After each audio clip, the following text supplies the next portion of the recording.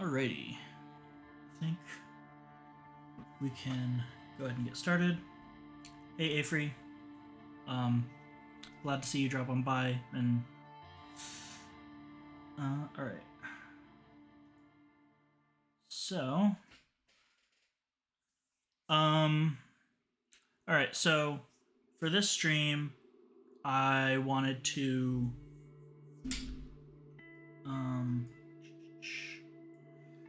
for this stream, I wanted to go over like specific parts of the art book. I went and scanned a handful of images that I thought were the most appealing to me lore-wise. So I'll go over those and sort of talk about why I picked them, and there's not that much because honestly, scanning the images from this book was an ordeal. It is.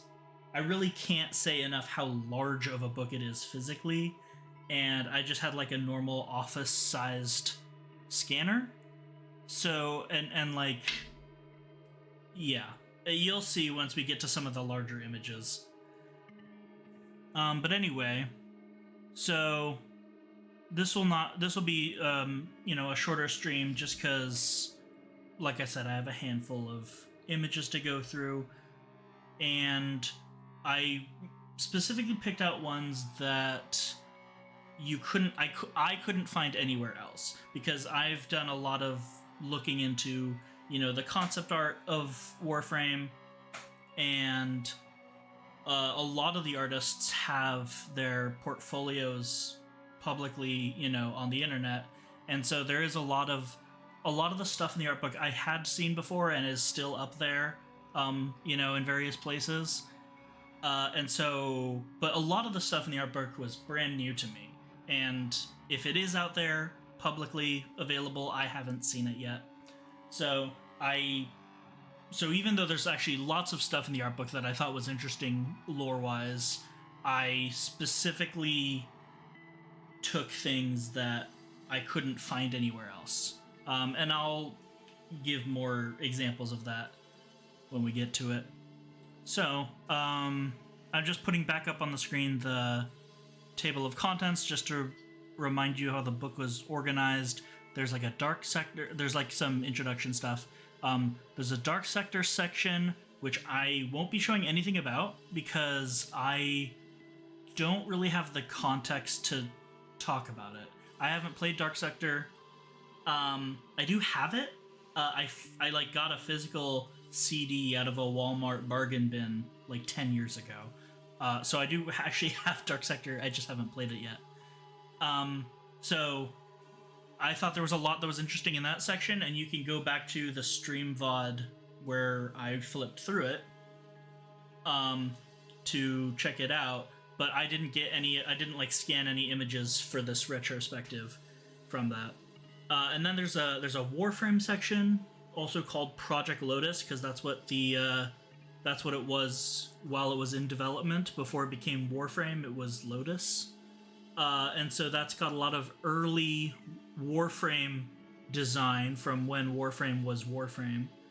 And then there's faction sections, Grenier Corpus Infested Sentience, and then there's like the hubs, Cetus Fortuna Necrolisk, and then story chapters, New War, Zariman, Duviri, and then there's an arsenal and gallery chapters, which are the arsenal is like weapons and deluxe skins. I don't have anything from those because those aren't really lore centric. And then I have, I think, one thing from the gallery section, which is not important. Anyway, I just wanted to show the table of contents. I guess that's more for me than anyone. So, I guess just going right ahead to the first thing. This is from the Warframe section. The Warframe section where they went through some of the early design and concept art.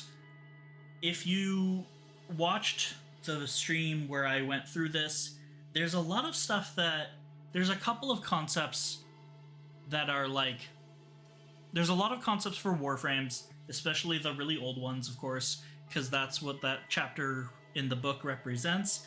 There's also some concepts for Warframes that have come out in like the last few years, which I thought was really interesting because, you know, I'm assuming the book is sort of organized chronologically, and so I'm like, is this like a 10-year-old concept that only just made it into the game? Because we know that there are some examples of that.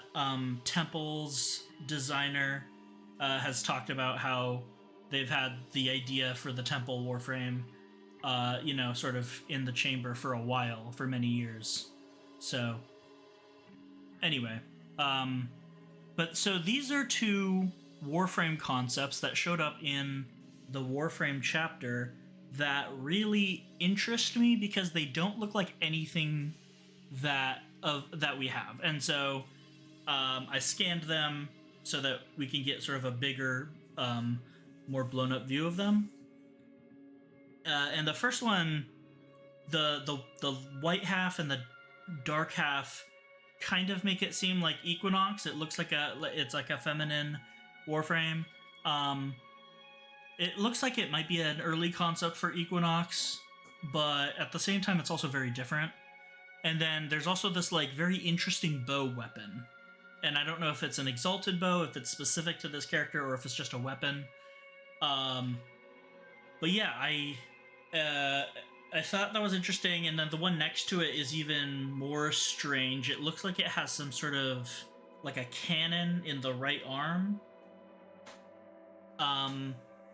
And the thing that struck me about these designs, I think the thing that made me scan this specifically is because they actually look like Soulframe concepts to me.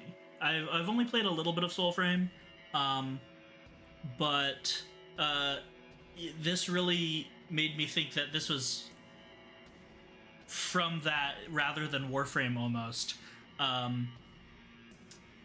But yeah, it's just I don't think I have anything concrete to say about these. I just thought they were really interesting and I guess deserved like more detail. The first one makes me think of Equinox, but also kind of chess. Yeah, I can see that. It's interesting. Anyway, but yeah, I'm really interested in this arm cannon thing, and if we'll ever get something like that. For some reason, it's making me think of Cyto 9, even though that's not at all how Cyto 9 works. Like, he's got an exalted sniper rifle. It's not actually his arm. It's kind of how Mesa works, because her, like, regulators are like her finger pistols, like her hands kind of turn into the guns. It's kind of a small detail that I think is easy to miss about Mesa. This is much more obvious. Like, his arm is completely different from the other, and in that sense, it also makes me think of the Orokin, who have like their right arm like much longer, but obviously it doesn't look like this. But you know, it also might be a potential reason as to why the Orokin had their elongated arms. Perhaps there's some sort of technology or even weaponry that's part of that like long arm thing. But yeah, anyway, I just thought these two Warframe concepts were very interesting, and I'd be interested. I do think the first one might have turned into Equinox, but I'd be interested to see if anything ever comes of that second one. So this, nothing from the Grineer chapter. A lot of that was sort of, you know. But so this is from the Corpus chapter. This is a series of like character heads and hats specifically, and this is labeled Corpus Engineers and Merchants, and that really caught my eye. Hello, Acolyte. That one caught my eye because we don't see a lot of like the non-combatant people in like enemies or in the societies of other factions, especially the ones that were opposed to, like the Corpus and the Grineer. The Corpus, more so than the Grineer, have like a lot of non-combatant classes, and we barely interact with them just because of the nature of the game. And so, this is like what a Corpus engineer / merchant looks like, and that immediately caught my eye. That is like a thing that I would love to delve more into. And the outfit is sort of like, I guess, what you'd kind of expect. But and then there's like the different helmet types, and then this also was interesting to me because it says thinking cap, wearable computer. So some of these helmets, it looks like this design specifically, but I also think probably some of these other ones, like this one and this one maybe, the helmet is also a computer, and that aids the person, in whatever way. It like, I don't know if it like links directly into their brain or something like that, but they have these hats that are very large and bulky that are also apparently sometimes, contain computers. And that's an interesting thing that is not ever touched on in like the lore as we know it. And so, this is an interesting fact to keep in mind, because I do think that we could consider this canon. It's just a type of canon that we don't have a lot of access to, which is, again, one of like the main driving reasons for me getting the art book, was to get little information like this. So, and then this is also on the same page is this breakdown of the Scrambus units or combo units. Can't really tell the two apart, and I'm not sure there's an actual difference. This is another piece of concept art, but one that's in the game, as the Corpus Crew fragment art, just to give you a better idea of what these units look like. You probably recognize them. But this is from the art book. This is like the broken up modular part. These were, I think, the first really modular enemies that were put into the game. I was actually taking a little bit of a hiatus when this came out. It's like when these enemies came out a long time ago. But yeah, so they, like, each part of them, the arms, the legs, the chest, the head, the shoes even, and the helmets, they all have these, they're modular pieces. One female, one male. I don't know if it's like the Corpus, or the Comba is male and the Scrambus is female, or vice versa, or if it's like each of them have male and female variants. I'm not sure. But yeah, there are this class of enemies. There are male and female ones.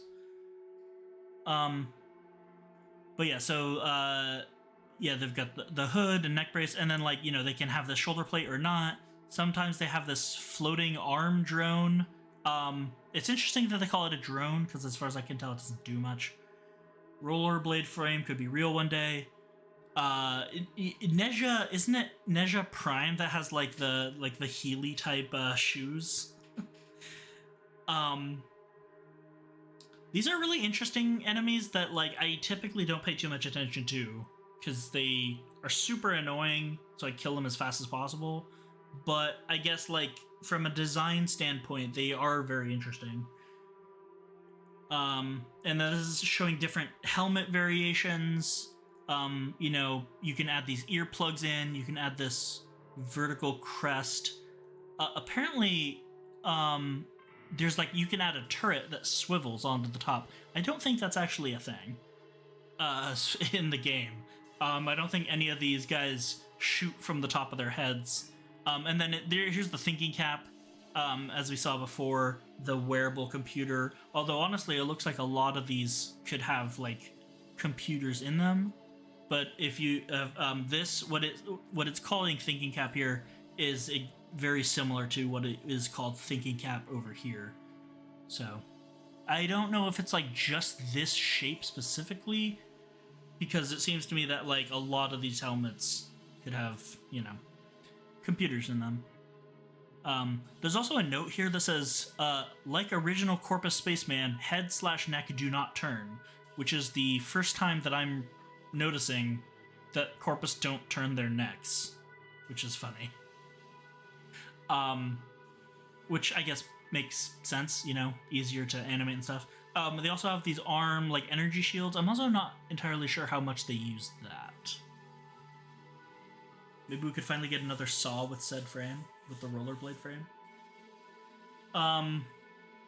But yeah, so I thought this was interesting, tying into the previous image of just the idea of the wearable computer is interesting, and just like these different components. Like I said, this is an interesting enemy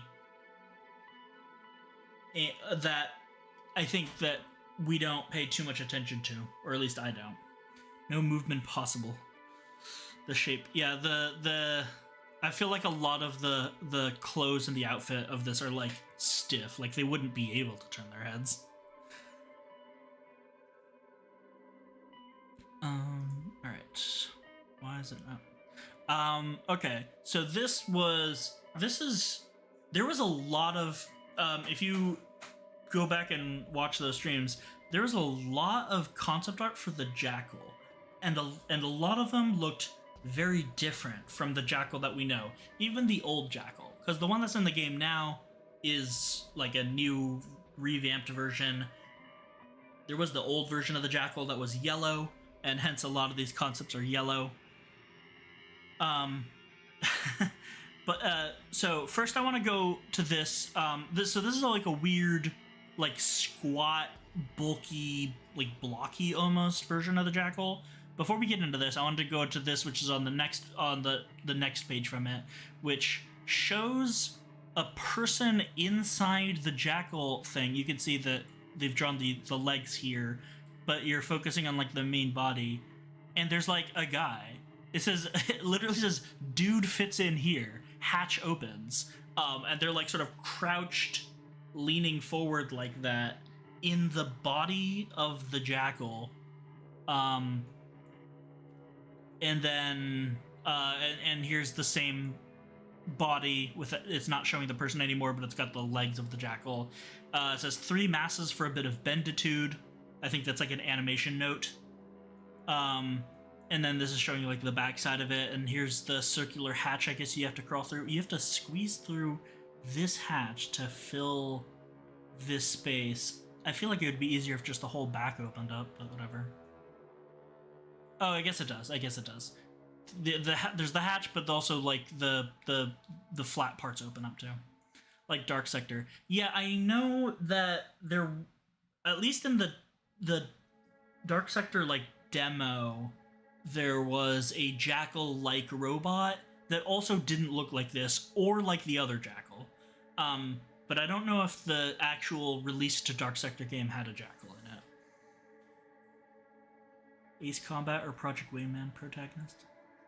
But yeah, so this obviously very fascinating. I don't believe that the canonical Jackal in the game has a person in it. I think it's just a proxy, like a completely autonomous robot.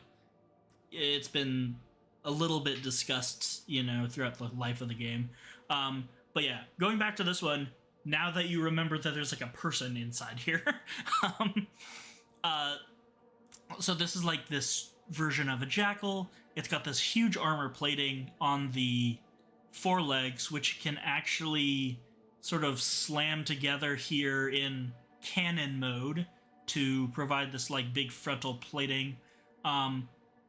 It's got like machine guns mounted sort of around the shoulder, and then the head is like a big like main gun cannon, like a tank has like one big main gun, and then it's also got these machine guns, and then the sensor array, this cluster that's hanging down here, And so I think the idea is that it like sort of shoots at you mostly with its machine guns, and every now and then fires a cannon for a lot of damage.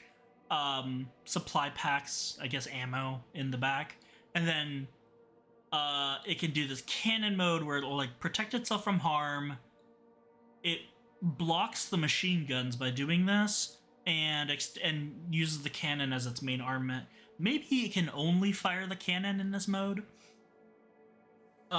Maybe it might be like the siege tanks from StarCraft. I don't know if that's a reference.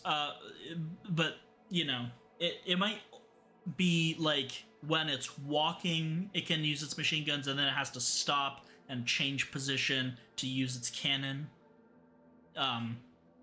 We don't really have much more information than this, unfortunately. For sure Hayden uses one, but it's been a bit since I watched someone play through. It was a walker that was piloted. Okay, so that does seem like a lot. It does seem like they had like this version of the Jackal in Dark Sector. It was palatable at a later point in the game. The design looked kind of Grenier. Yeah, another thing that is, it does kind of look Grenier. I think the color is doing that for me more than anything else, but one of the things that was very noticeable in those very old Warframe concepts is how much the Corpus and the Grenier were like the same faction. It was interesting because you could see the two different design languages, but they would be mixed a lot of the time, which is fascinating to me. Instead of like starting from one thing and splitting, it's like they had two things and then mixed them and then split them again later. But yeah, back when Warframe first started, I believe it launched with both the Corpus and the Grenier factions and the Infested, but there was like only one. The Corpus ship tile set was the only tile set, so everything was on the Corpus ship, including the Grenier. The Grenier used to use like Tenno and Corpus weapons. So yeah, and there's even better examples that you'll see later, or that you will have seen if you went back to those old stream vids where I went through those chapters, especially the Dark Sector chapter. But there's like I think in the Grenier chapter, there's someone labeled Grenier Commander, but it's like very clearly like a MOA cyborg. So, yeah. Yeah, the Corpus and the Grenier, very mixed at this point in the design. It's fast. It was interesting how many different versions of the Jackal were in the concept art book, and if you think about it, it's really one of the most ubiquitous Corpus proxies, because like I would consider like the hyena's Zanuka, like almost like all of the quadrupedal proxies to be versions of the Jackal. At least that's how I see it. Usually smaller versions of the Jackal. The Lynx even also. Yeah, well, you know, they're versions of the old Jackal. Now we have a new Jackal, which is like a different type of thing, and you see them everywhere. Even if you're not fighting them, they appear as like set pieces in a lot of tile sets. In the new Corpus Gas City, there's like in the lead up to like when you go to fight Alad V, there's like one in a test chamber. In the Corpus ship, there's like one that's like getting repaired in like a big hangar bay. In the Infested ship, there's like a big assembly line where you see a bunch of them. And then in Corpus cruise ships in Railjack, you can also see them there. They don't do anything, but they're there. So yeah, there's a Lynx in the Grenier Spy Vault. Yeah, but that one's actually not a set piece. I mean, it is, but it actually can come alive if you turn off if you set off the alarms. It like turns on and starts attacking you, which is funny. But yeah, so there's like I said, the jackal is, I think, been a really big part of Warframe's like history as far as like robots go, robot enemies go. And so yeah, it was interesting to see the different versions of them that exist in the art book. One last thing that I'll say about this is that the shoulder plates coming together to form a barrier, reminiscent of the Bursa, which, interestingly enough, I believe was like a fan design. I think the Bursa is one of the enemies that there's like 3 enemies in the game that were started on forum contests, and so someone created this thing called the Riot Moa that had like riot shields. So it's interesting to me that this internal concept, because the book was obviously not out by that point, and I don't believe this is public like concept art that was shown off. So it's interesting that some fan on the forums like made a MOA, the Bursa MOA, that is like basically the same thing. Yeah. I just thought of that just now. Very weird. Anyway, we actually have a couple of corpus. Yeah, we have more corpus stuff here. It's because they put like the lore. Look at this. The reason I clipped this. These are just normal security terminals, but there's lore behind them, which is. I wish they had really done more of this in the art book. Whoops. These are computer interfaces. There's a one-handed one and a two-handed one. And it says, designed and manufactured by the guilds, by the corpus, used by all factions in different configurations/customizations. Primary mode of interaction is a raised disc that the user twists and tilts/slides. Switches on the outer rim of the disc can be pushed with fingers. Readouts are obscured and very difficult to decode. Only very skilled operators can use them. So, these panels, which are just a basic part of like environmental set design, and I actually went. This is probably not necessary, but I just went out and found a couple of them. This is like the one that's labeled as the two-handed design. It's got these extra knobs that are not in the thing. And then I couldn't find this one-handed thing. I've definitely seen it before, but I think they either remove the tiles it's on, or I just didn't come across it in my cursory looking. This is like this is the thing that you defend. It's got these hand things. And this is a different type of console that actually doesn't have a hand thing. It's just screens.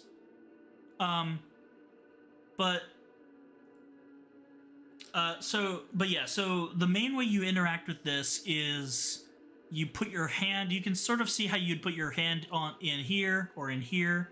And I think you're also supposed to grip this. This is the two-handed one. And you can there's buttons there that you can't really see.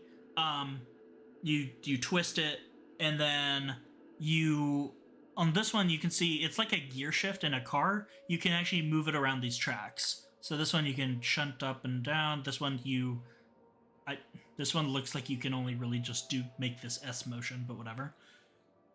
I feel like it's using terminals you have to interact with, but not ones you hack. Yeah, I think this one gets broken up, I think, into like these weird bars that these just seem like lights to me. I don't know. These I've seen, and then this frame shape is around like some of the terminals that you have to hack. So, but I'm pretty sure I've seen this like complete configuration somewhere. But yeah, But yeah, this is like I said, this is a very common thing that we walk past like 20 times in a single mission. But there's an interesting amount of thought that they like actually set down here about it, where this is how you're supposed to use it. I wasn't able to find like Grineer versions of this, but there are Grineer versions of this, and it even says it's used by all factions in like different configurations. So the corpus make these, and then they sell them to everybody as like computer control units. And then you also have to be trained in how to use them. They're not, you can't just like start clicking around with them, but you have to know how to read. So specifically, the readouts are obscured, which I'm sure they do that on purpose. That sounds like a very corpus thing to do. Is like, we'll sell you this computer system, but we're gonna make it really hard to use, so you have to rely on us constantly. You know, I mean, companies do that now. But yeah, this, like, you know, I wish they had done this more. Grineer two-handed ones are the interception terminals, I think. Maybe. I wanted to go, like, I wanted to get a couple screenshots of these, of the things that I'm showing in the game, and I guess I didn't have time to go find the Grineer versions of these. But yeah, I wish they had done. I kind of was anticipating more of this, where they would like have written like notes about various environmental things. And there wasn't as much as I would have liked. But I was very happy to see this, because this is really exactly what I was looking for. Why not pay for a training course if you don't know how to use it? Yeah, that's very corpus logic. It's very, well, like I said, I think, you know, corporations today do that. Yeah, very cool. Hey, Danny. So this one, there's two things here. This is the rover, the that you find in hijack missions, and you can also just find it in various places as part of the environment. I have a picture of that. Very similar, actually, to the concept. In fact, the concept is more detailed than the one in the game. Also, I think my graphic settings are making this look worse than it should be. But so on the side of it, it says shipbreaker, and then it says CO. This probably says corpus. It might say like corporation or something like that. But yeah, shipbreaker, and then you'll see it actually does. The one in game also says shipbreaker. It doesn't say CO, just says shipbreaker. And these are used in hijack missions on Europa. Canonically, what's happened on Europa is a large corpus obelisk has crashed into the ground during the war between the corpus and the Grineer, and the corpus is trying to salvage it because it's so valuable that they can squeeze out, you know, some of the sunken cost by salvaging materials from the crash, and they use these rovers to transport the materials. And so when you do a hijack mission, this is the thing that you hijack. It's got these high value minerals or resources or materials or artifacts or something from the crashed ship, and we just come in and snag it. The fact that it says shipbreaker might also mean that it's got some sort of function to cut up pieces of the ship. I don't know. But yeah, it says shipbreaker. It's got the Oaklu logo here, which if you'll look, the actual one does not have it. There's no logo here. This is one of the trademarks of the Corpus Guilds. I have an article about this, although I think, let me just pull up, where is this?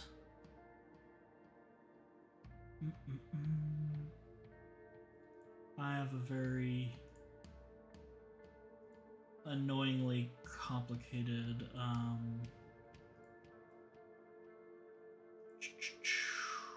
thing about this. Here we go. This is the logo for Oaklu Technical Inc. The letters spell out Oaklu. This is one of the Corpus guilds. This is a topic that is very interesting and very obscure, in that no one in the game discusses this at all. It's stuff that you literally have to glean from the environment. Looks like I could cut something like a lightsaber. Do you mean like these glowing lights on it? That's interesting. I thought some of these I think are just like lights, like headlights, but it's actually, now that you say it, maybe these are some sort of like lightsaber plasma cutter type tools. Yeah, that's interesting. I've actually never thought about that. That's cool. But anyway, yeah, so it's got the Oaklu logo here. You know, because the real one in the game doesn't have it, I don't want to like really look too much into this. But I will say that like going over the what we know about the Corpus Guilds is very interesting. I have an article about this up on the Orkin Archives. There's also a video by Styler D about it, and which is similar. But yeah, just the pole thing on the top. Yeah, I don't see. Maybe it drives underneath and the wreckage, and this like sort of sticks up to like slice into the underside. But that's very specific. Maybe it moves. I don't know. But yeah, now that you guys have mentioned it, I do think that maybe this is involved in actually cutting up the ship somehow. Back here, there's like a giant switch, and there's corpus writing that says "pull to release." That is also not. It's hard to tell. I don't think the switch is there in game, and the writing is not there. But yeah, anytime I saw writing, I was like, oh, this is interesting. I've got to scan this and examine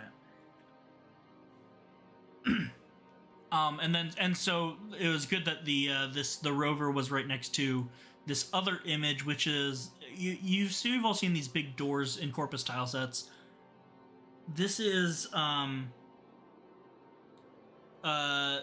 this is another one of the Corpus Guilds. Let me close that.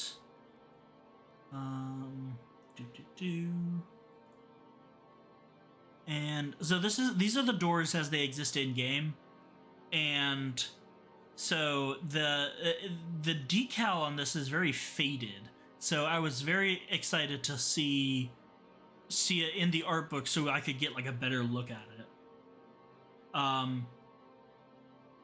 The top of the back is more like a lid. That's interesting. Let me go back to this real quick.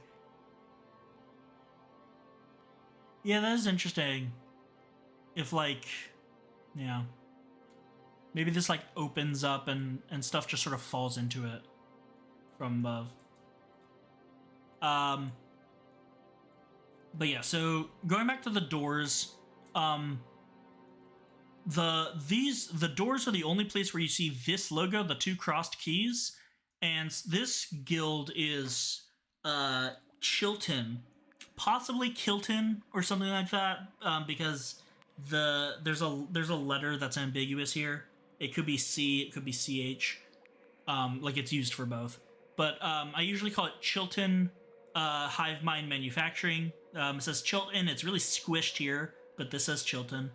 This says Hive Mind MFG, and then on the other side, it's actually just reversed. So this says Chilton Hive Mind MFG, and it's mirrored, which is interesting. You know, it's possible that the Corpus language just does this. Like you can read it both ways. That would be interesting. And there's like various types of old writing in antiquity, like Greek and Roman writing, where they like wrote parts of it backwards. So there's a bit of a analogy there. Or it could just be them just trying to make it look nice. You're not supposed to actually read it like that. Who knows? And then, so it's Chilton Hive Mind Manufacturing, and then it's got this logo, which is a pair of crossed keys, and the teeth of the keys are other Corpus letters. And this is like impossible to read because it's so faded, and like it's like broken up and stuff. It's like if you get really close to it, at least on my settings for the game, it doesn't get better. So, but yeah, And then one more thing to note is that this is a separate logo. This is the Luxor logo. I'm not going to get too much into it now, but the door has two logos on it. It's got the Chilton logo and it's got the Luxor logo, and the Luxor logo is on everything. But it's just interesting that the door has two trademarks on it. But yeah, going back to the concept art, so we did get a little bit more. So this is Chilton. This says key, like a lock and a key, and this says encryption. So it says Chilton key encryption, and so that sheds more light on what Chilton is. Like it's a encryption or security company, maybe. The fact that it only appears on the doors, is like. Do they make doors, or is the door part of the facility that Chilton owns? This is like a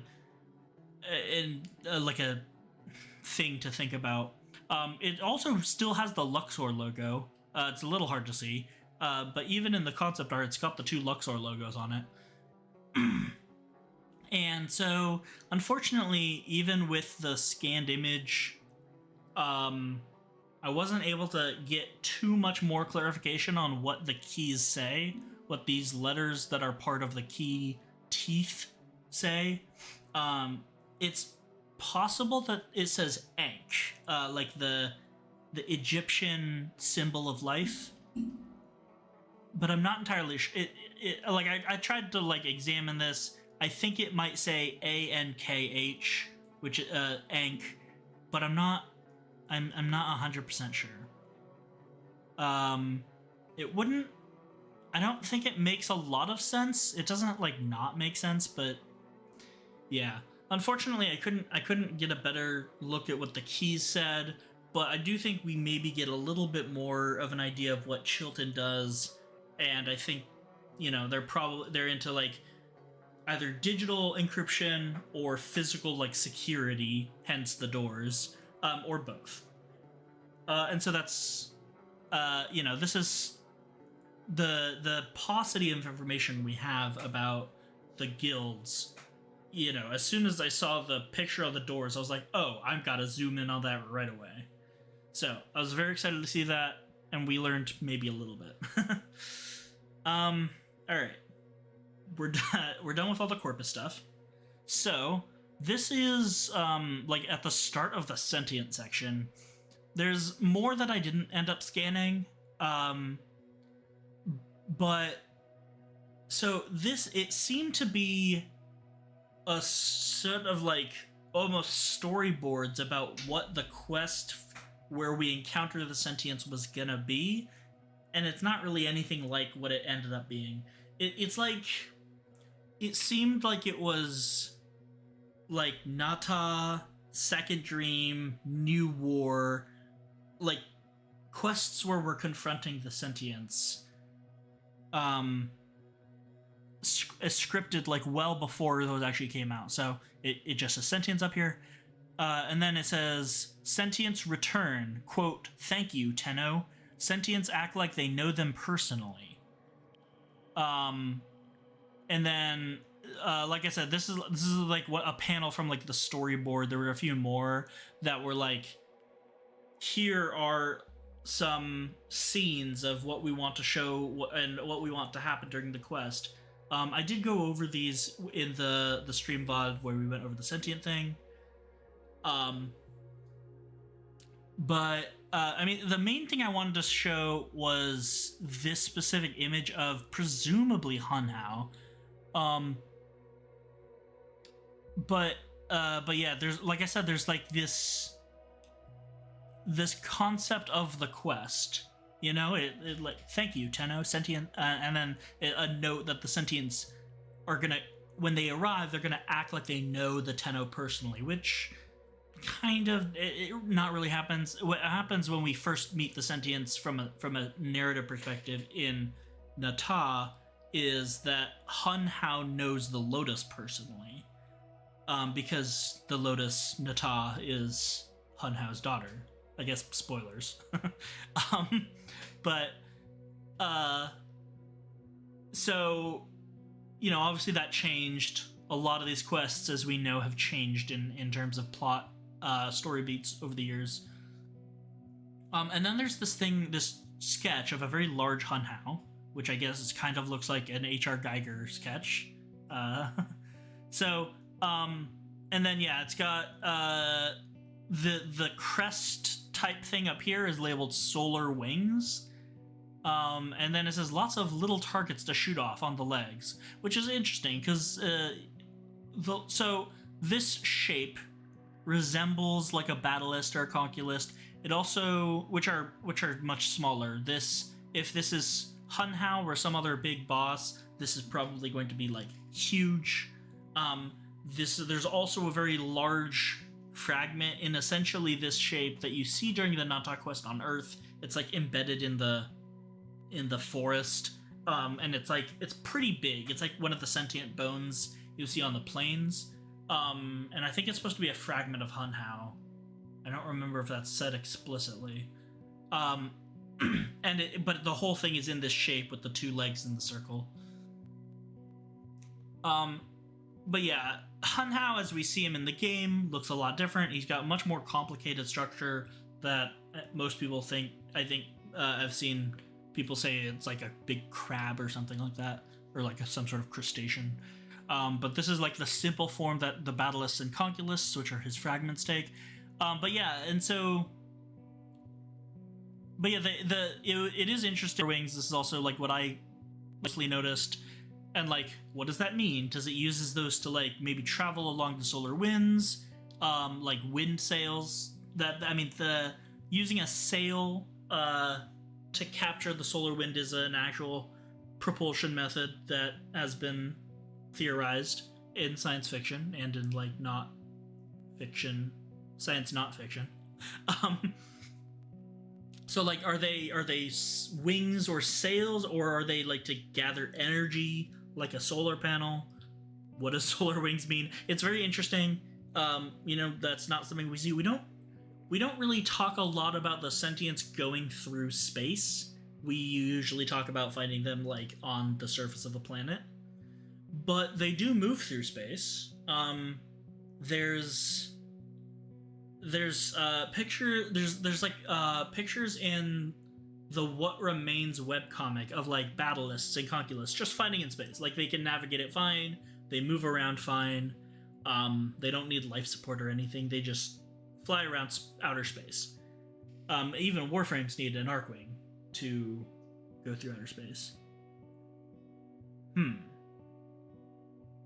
getting a warning on OBS, and Sith says I'm cutting out. Yikes. What's going on here?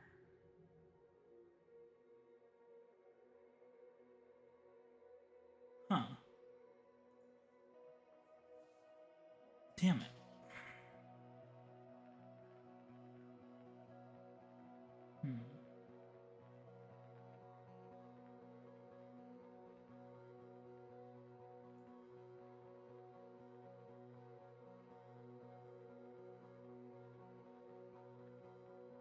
Alright, I think...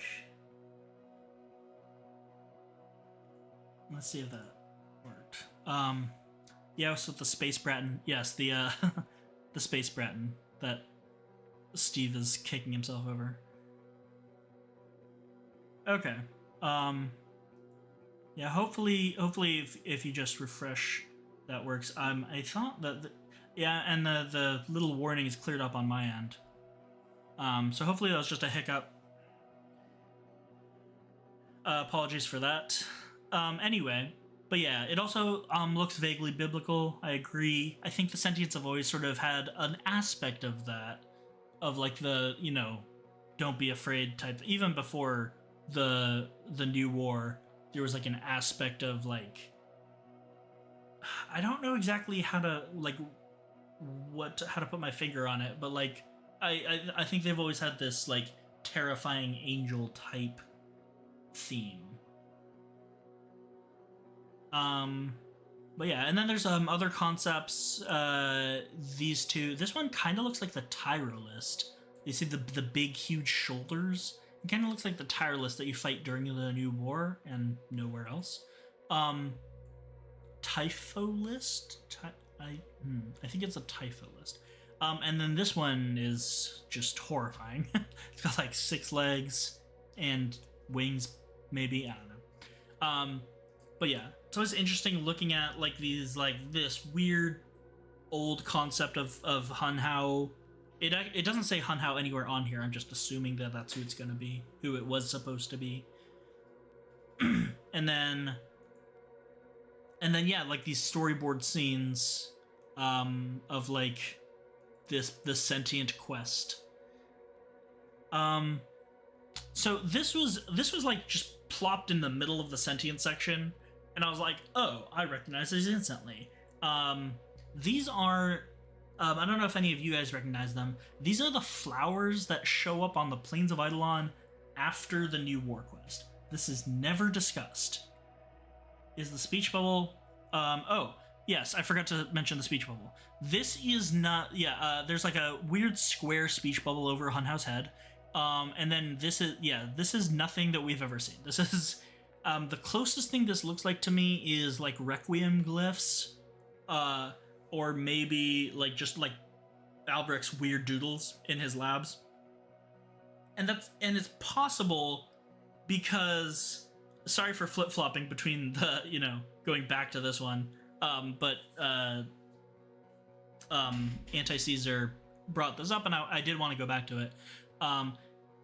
So yeah, it kind of, like I said, the closest thing that this would remind me of is the Requiem glyphs, which are based on like Aztec and Mayan symbols, and that is actually not too much. That's actually not like a unrelated thing, because the Sentients have always had this other connection to Mayan mythology and history. Hun Hao's name derives from a like a Mayan folk hero, not like a folk hero, but like a figure in their creation saga.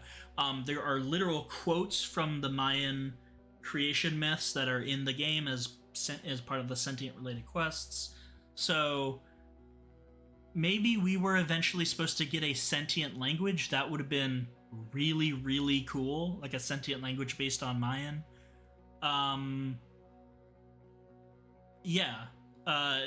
It's very interesting to me. But yeah, there's a speech bubble, and I'm pretty sure we're not supposed to know what is in it. It's just some random stuff. Anyway, going back to the plants. Hopefully nobody has anything to say about that, because I'm not going back. But yeah, so these are plants. I'm gonna show a screenshot of that I came across these. It's not a great screenshot. I noticed these pretty quickly after doing the new war, because there were all the bounties that you have to do for Caliban's parts on the Plains of Eidolon and on the Orb Valis. The Orb Valis, of course, looks completely different after the new war. Like, the whole climate is different. Oh no, we're going back to the... Yes, the Requiems are... I think this was discussed on a dev stream, but you can also just look at them and see... The Requiem symbols, they are reminiscent of like Aztec and Mayan glyphs.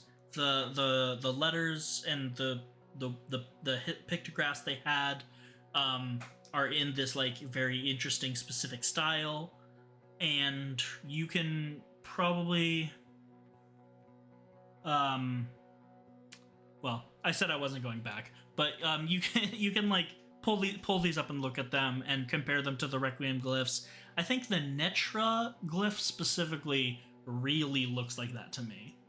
But also some of the other ones. Post a link to their hieroglyphs in the Discord. Yeah, that would be cool. That would be helpful. Anyway, I noticed these on the plains. The plains of Eidolon do not change too much post New War. You have all this sentient wreckage all over the place, but like the plains didn't undergo the whole climactic shift that the Orb Valis did. But now you have all these flowers. And I saw these and I was like, I'm positive these were not there before. They're all over the place. They look super weird. They're red with glowing blue bits, and they're in a really weird specific shape that kind of reminds me of a sentient. This screenshot that I got, they're all laying in weird angles. You can't really see any of them at a good, like, head-on angle. Except for, like, maybe this one. They're all, like, bent. Anyway, going back to the concept image, the inset one, this is basically the finished version. Actually... no, the finished version has 4 arms. You see how this is like a main body and then it's got 2 arms on the side? The main one has 4. Other than that, this is like the finished plant. And then these are examples. You'll see this a lot in concept art, that they'll put out like, 5 to 10 similar type versions, and then they'll pick one that they liked and iterate on it. Like, presumably they picked this one. Actually, this one. Here's the one that has 4. Ignore the big leaves, because they don't really have leaves. But this flower shape, this is what they look like. Anyway, but yeah. Some old-fashioned sentient terraforming magic. It's maybe. Like, they only showed up... they're not mentioned by anyone. I just happened to notice them. And, probably some of you did too. They just show up after the new war on the plains of Eidolon, and I'm like, are these sentient related? Like, I don't know what else to think about them. They kind of look sentient related, but there's nothing that we learn about in lore about sentient plants.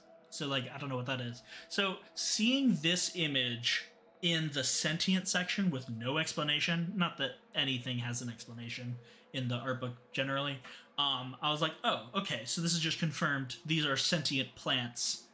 What does that mean? Right? For the story? I could check Captura for the plains and see if there's any flowers there. I hopped into Captura to, like, the old plains, and I couldn't find any, but, like, I mean, that's not, like, I could have just not found them, but I am pretty sure that these don't show up until after the new war.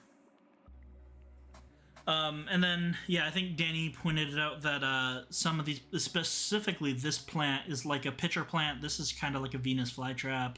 This is also probably a pitcher plant, and maybe this too. Pitcher plants are, very interesting. They've got their, like, carnivorous plants that they, like, lure bugs inside, and then they fall into the pitcher and drown, and then the plant eats them. Dusklight Sarracenia is a non-sentient plant that is in the game. It is the Dusklight Sarracenia, right? I think so. But it's a different pitcher plant. So we do have them in the game.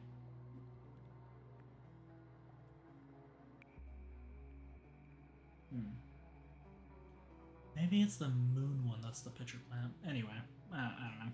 It's been so long since I had to care about the plant extracts in the game. So here we have this. This is, I think, the first when I turn to this in the section in the sentient section. We have lots of carnivorous plants in my house. Yeah, I think your area of the U.S. has, like, a lot of carnivorous plants, which is interesting. They really like the humidity there.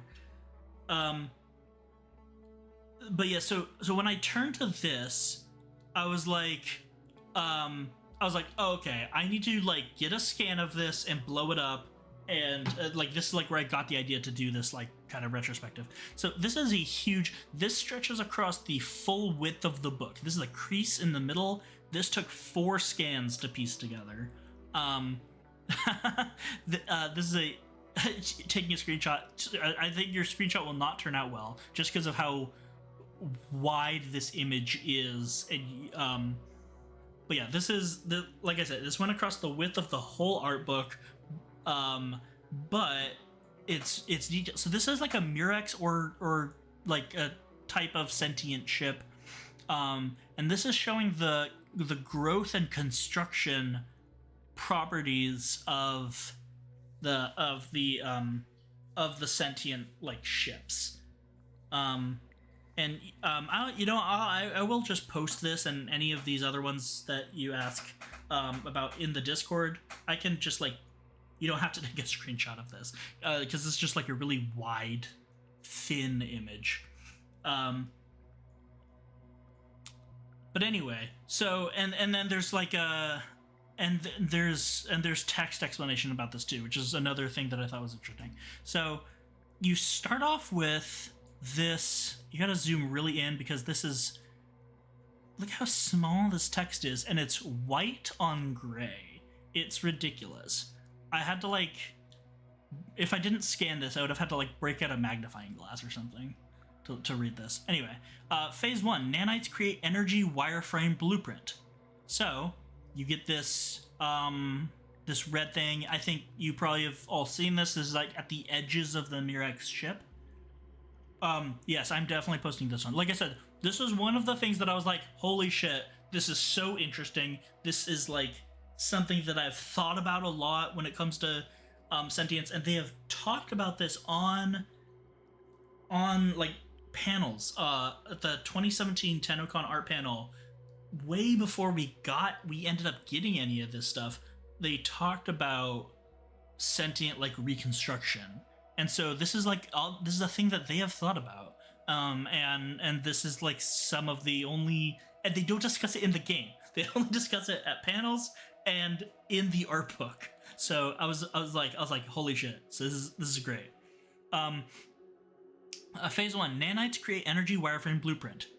This red wireframe. This is a blueprint for the construction that's gonna come after. This is also the only time that we see nanites referenced in the context of sentience. We do know that nanites are a component of the infestation, which is interesting in other reasons, in other ways. But but also we have sentient nanites that are a part of their ship constructions. The Foundry's cube stuff, yeah, kind of like the Foundry. Shit. Oh my god, I cut some of this off when that is... Huh. Did I do that? Why would I do that? Some of this text is a little... I think I might have messed this up when I tried to composite this image together. Phase 2, wireframe thickens to veiny tendrils. It actually says tickens, which is a typo. Wireframe thickens to veiny tendrils. Smaller, denser veins are created. Smaller something veins are created. So yeah, you start off with the thin veins, and they get thickened.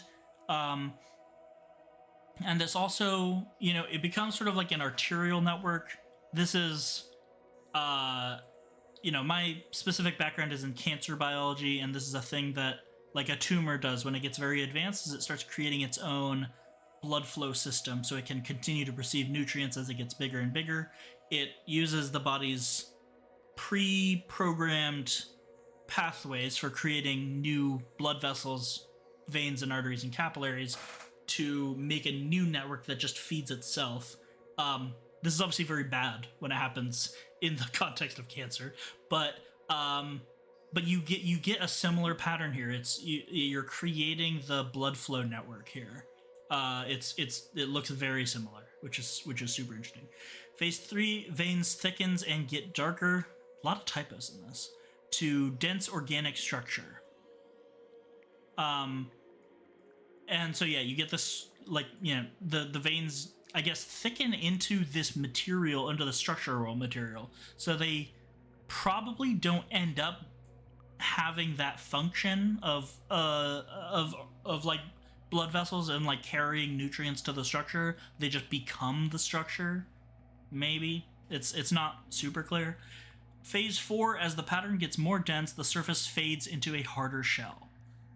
And then yeah, there's like little examples of like the bits that can go on like the front, just a little detail.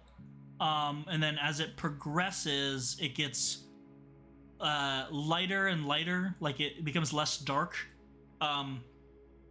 This says less pillar and brighter when finished. I don't know what less pillar means exactly. The phrasing on this is like a little interesting. I also skipped over this. It says white should be thicker than black parts built on top of black. So I guess the white parts, I guess is like a layer that goes on top of it. So, which makes sense because you build the core first, and then you put the finishing thing out on the end. The whole diagram is labeled Marco's Big Pillar.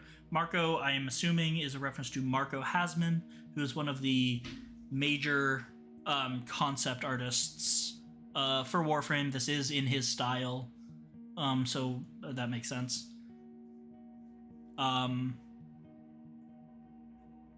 Yeah, the rib, like the pillars, go away as it is refined.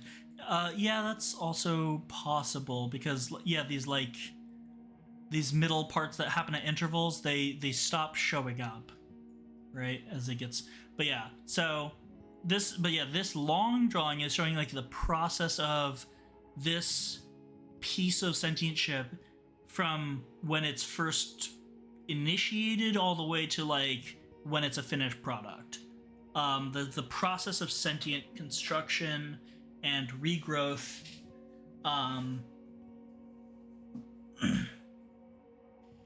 You think the nanites are related to the thing in the center of the sentient ship skybox? Sentient ship skybox.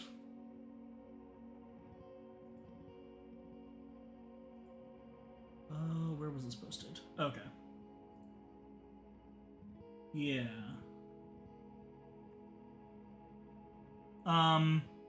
Yeah, I don't know.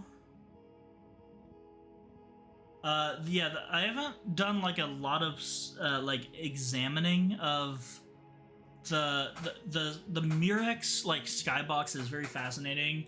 And there's a lot there. Obviously, the Murex is like very massive on the inside, and then Pergasa, of course, is like even larger. But and I haven't really looked around a lot in there, just because it's an overwhelming environment. There's a lot going on. But yeah, I think like I said, at the TennoCon 2017 art panel, they talked primarily about what we would later know as Pergasa, and I think this also applies to the Murex as well. There's also other concept art of like this of Pergasa, but like she's also wide, not just long. Like there's, I don't really know how to describe this.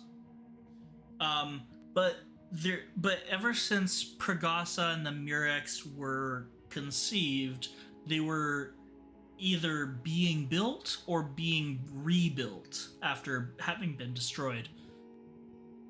So there's always this theme of construction and building when it comes to these very large sentient megastructures, and so it's not surprising that they would have thought a lot about how this happens, and yeah, so this yeah, I think, is it the next picture? It's not. We'll come back to this type of thing, to this later. But yeah, I really loved this picture specifically. I was like, holy shit, this is great. Especially with like the written notes. Like I said, this is the thing that I wish they would do more of in the art book. But yeah, just really interesting. But yeah, so yeah, I think the biggest takeaway is the concept of nanites for sentient construction, and then the idea, which I think was generally implied, like I think we could have all just thought this was true, but the idea that this red energy is the wireframe blueprint for sentient construction that will appear later, which means that all the Murex that you see, they're not complete, because at the edges of them you get this red energy, and that's because they're getting even bigger. They're in the process of getting bigger. Anyway, from here we move on to the Cetus and Ostron section. I think there's just one image. Yeah. We will definitely get to that. But yeah, this was just some notes about the Ostrons and about their visual design. Up here says shape, language, intent. This is about their like containers. They're like gourd containers. Mix between Tenno and Grineer, like the Ostrons, are Tenno with less elegance. Looks like a satchel, but have to be from a futuristic world. Limited use of classic fabric. So they really, for the Ostrons, they wanted to use like different types of materials. Like it says, like they don't use a lot of fabric. They use other stuff. They use lots of like shells and gourds and like vegetable type stuff. And they do have a very specific look in game, of course. So, modular helmets for shape variation. You know, sometimes you have this like vertical piece on the helmet, sometimes not. The two things that I thought were really interesting, this is breathing tubes on the face, and then breathing machine that's sort of like clipped to the back of the head or something like that. The breathing thing is interesting. I can think of like a few reasons why this would be part of their thing. As far as we know, this doesn't make it into the game. The Ostrons are just walking around with like normal faces. Yeah, Tenno with less elegance. It is funny because they do have that like simple like gray, I would say, is like one of the major design like words when it comes to Tenno architecture is like gray, simple. It looks nice. It's like it's got, you know, pleasing like, you know, curves and smooth surfaces and stuff like that.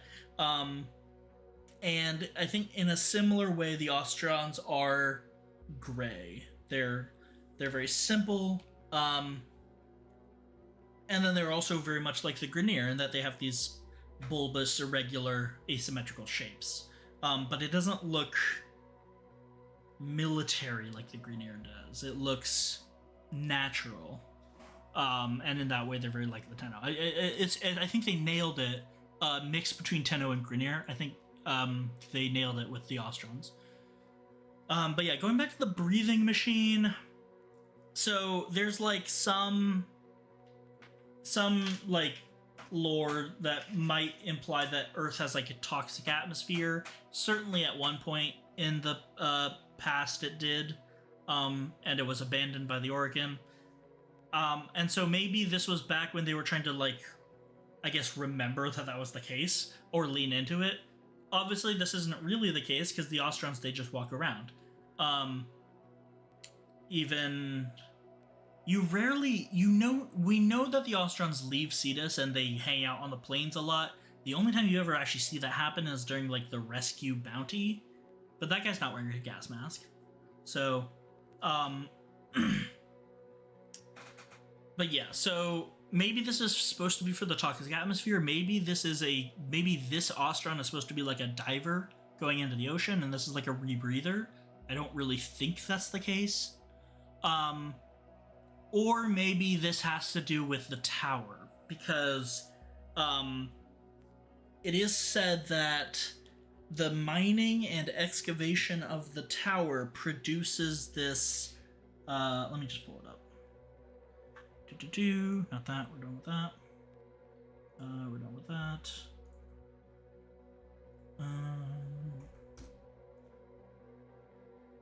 Let's see. Fragments. This is from the Cetus fragments.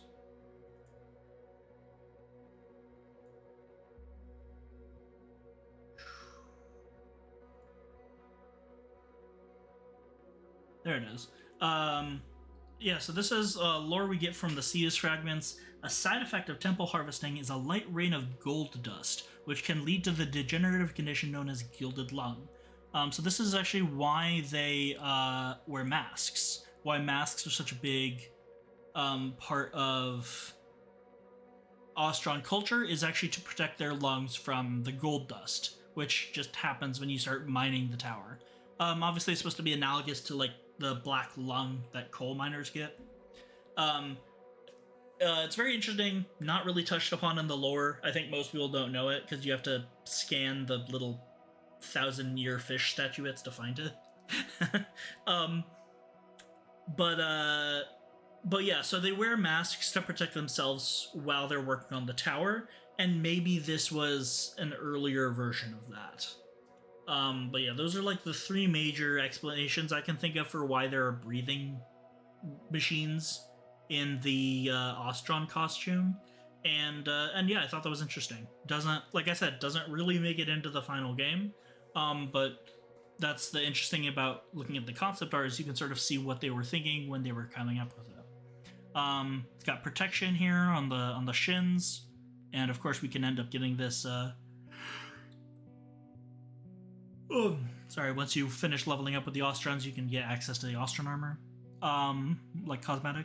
And then also here it says Orokin Lucky Charm, just broken from a piece, too hard to transform and too heavy to have a lot. Kind of weird wording there, but you can tell that they have this like piece of Orokin whatever, this like random trinket that they found in the tower, and this guy's using it as a good luck charm. This also is backed up by a lot of the lore and dialogue of the Ostrons. It is interesting. They're one of the few factions besides the Corpus that actually does like the Orokin. I assume there's more. We just don't like lore wise. We just don't really encounter them all that much. Most of the times, when we talk about the Orokin in universe, like most people really don't like them because they were obviously really bad people. But the Ostrons have this very unique relationship culturally with the Orokin. And so they revere them or parts of them or, you know, things from the Orokin in various ways, even religious ways. It would, yeah, like it's a very interesting thing to look at, and like a reminder that like it's not super black and white in this. But yeah, the guy's got a little Orokin trinket. All right, so wasn't anything really in the Fortuna section, so we're going ahead to the Necrolith section, and here we've got some very fantastically creepy art. This is a concept of the Entrati, obviously. There was some other concept art which I have already seen before, so I didn't get like good scans of it. Roger Adams, I believe, is the concept artist who was working on this, and you can find some of the creepy Entrati concept art on his portfolio. And I think it's also, I'm assuming it's also him who did this picture. It's in the same style. But yeah, this was something I hadn't seen before, so I scanned it, and it's a concept art of what would eventually be the Entrati. Gotta post this one? Sure, for sure. But yeah, it's, I mean, look at how creepy this is. Like, the jaw has continued splitting all the way to the back of the head. Like, that's, even in like, there's a lot of like creepy stuff that I've seen, but that's pretty crazy. Obviously they're like fused into the wall here. That seems to be like a base part of this concept. Very like a Flying Dutchman, Pirates of the Caribbean type thing, where you're part of the ship, part of the crew. And then yeah, you can see here's the elongated arm. So it's funny because the Orokin, the left arm that Orokin have, it just looks like a normal left arm. And then the right arm is super long, and even the hand is big, and the fingernails end in claws.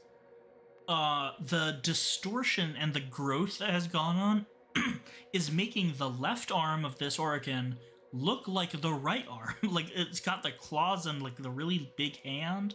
And then you look at the right hand, which is already going to be long, and like look at these fingernails. This is insane. But yeah, these crazy long fingernails. This is a very similar type of robe to what Ballast wears. The one shoulder type of like thing. Father and mother are attached to their flowers. Yeah, the Entrati are like, they are attached. They are part of, I guess, the planet, or they're part of something. We don't really see, I guess, what the lower body looks like, but it's attached. So this one is attached like by the back though. So this one's got like legs and feet. I don't know about the right leg. You can see the left leg and the foot, which is sort of hanging. Sort of like Ballast's foot when he gets chimerified. And then you've got just like goop spilling out of this wall.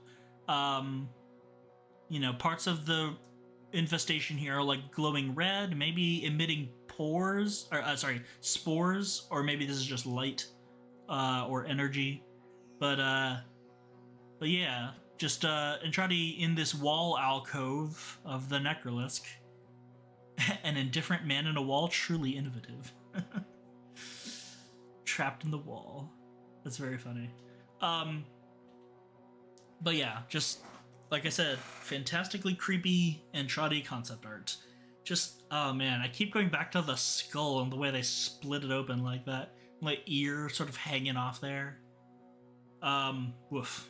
That is just wild. Anyway. I'm glad that you all got as big of a kick out of that as I did. So, this is also in the Necrolisk section.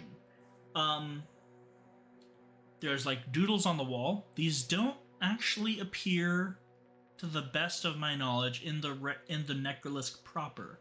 However, if you pay as much attention to wall details as I do, you will notice and recognize these doodles, because they do appear in the Necrolisk.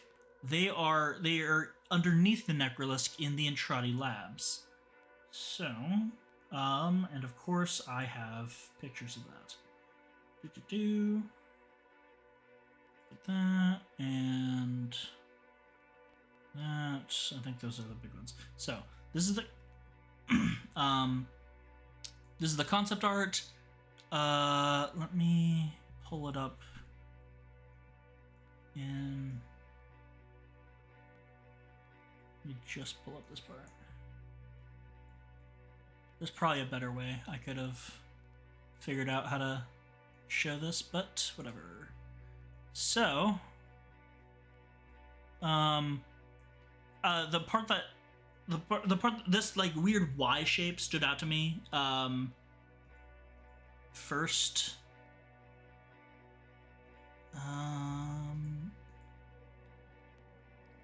there we go. That's the first thing that made me be like, oh hey, what's this? It's actually insane. These are the exact same doodles. These aren't like based, one of them is based on the others. You look, they are the exact same doodles. You start here, you go here, you branch out. You've got all of these like dots. You've also got this is wider by a bit. I'm pretty sure this is the exact same doodle though. Like even the strokes are like the same and everything. You've got these 3 squares over here, and the turns, and this, whatever this is supposed to be. And then this one's got some extra stuff down here. But all of this stuff, exactly the same. I have not gone into... I did want to take like a full examination of these drawings and what they could be, what they could mean. I haven't done that yet, just because I wasn't convinced that there really was a lot there. until I mean, obviously there were themes, so I didn't think every single detail meant something. Until I saw that it was here in the Necrolisk section, and remember the Necrolisk section, as I'm assuming that they put it together in the art book, is like stuff that was from the Heart of Deimos expansion, or meant for the Heart of Deimos expansion, which meant that these doodles, these drawings, were supposed to, I mean, I don't know. But yeah, if I had to guess, I think I would this. I mean, this speculation type stuff is stuff that I'm honestly not great at. But yeah, if I just had to like guess at what this is supposed to represent, the first thing that I think of, and I could be wrong because again, this is my first thought, is that this is representing the timeline split between the Drifter and the Operator, because we know from the Kim chats that they started the same. They weren't in parallel. There was one like person, and then they leave the origin system, which is maybe what this is representing, and they go along their timeline, and then there's this decision point at the Zariman, and one of them goes one way and the other one goes the other way. And then I think maybe this is supposed to be the Operator. So like the Operator goes, and then all the other Tenno children, they leave the Zariman because they all get rescued. And then the Drifter stays on the Zariman, and so you see the line is out here, continuing into this. Or maybe this is the Operator, and this is the Drifter, and these are, I guess, all the Tenno dying, all the other Tenno dying. I don't know. You've got two arrows here. Something is like swiveling or turning around. Maybe this is the Operator getting trapped in their history during the New War, where Ballas imprisons them in their own timeline. This is not clear. Whatever this is not clear enough. It looks like some sort of equation or something. And then I'm not sure what these three squares are. But yeah, I mean, this looks like writing, actually. This is Organ writing. What is this? Rar... Sukar? I'm not sure we're supposed to interpret that. Anyway, but yeah. I saw this like Y shape. To me, it looks like an antibody. So that's it. This is like the part this is the shape that immediately looks the most familiar to me. But then, you know, I kept looking at this, and it's not just the split timeline shape. Let's see. This... Well, let's see. Let's bring this up. If you look over here on the second panel...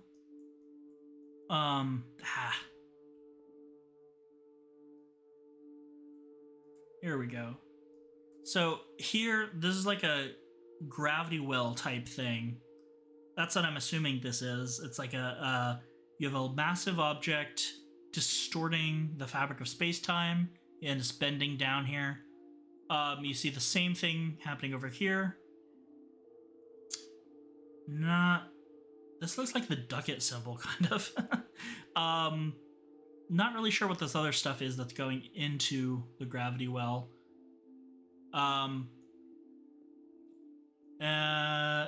Let's see, yeah. So this is the main thing, and then over here, that is represented by this. This is a separate sort of drawing.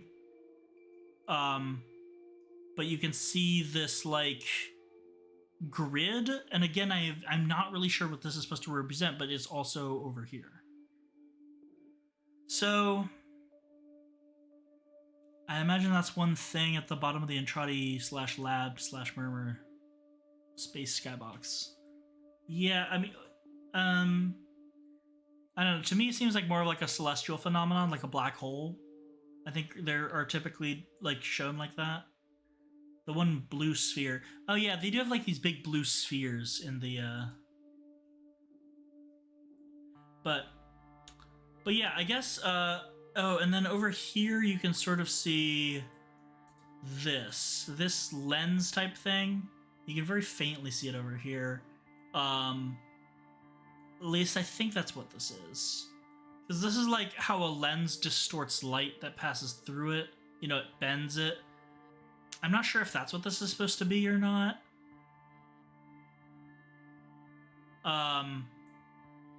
But yeah. And then you have the eye, the diagram of the eye. I'm pretty sure this is like a vitrium or an eye or something like that. But yeah, I saw this in the art book and I was like, okay, this looks like the Entrati diagrams. Very interesting. And then the more I looked at this, I was like, hold on, you know, this is familiar, this is familiar, this is familiar, this is familiar. These are like, I mean, yeah, like I said, I haven't really gone through and done like a full analysis of the doodles on the Entrati lab walls, and I don't really think I'm fully equipped to do like a really comprehensive explanation of it, because that's not really my forte of being like, this is what these symbols mean. But I did like take screenshots. I investigated the you know, the environment to find them.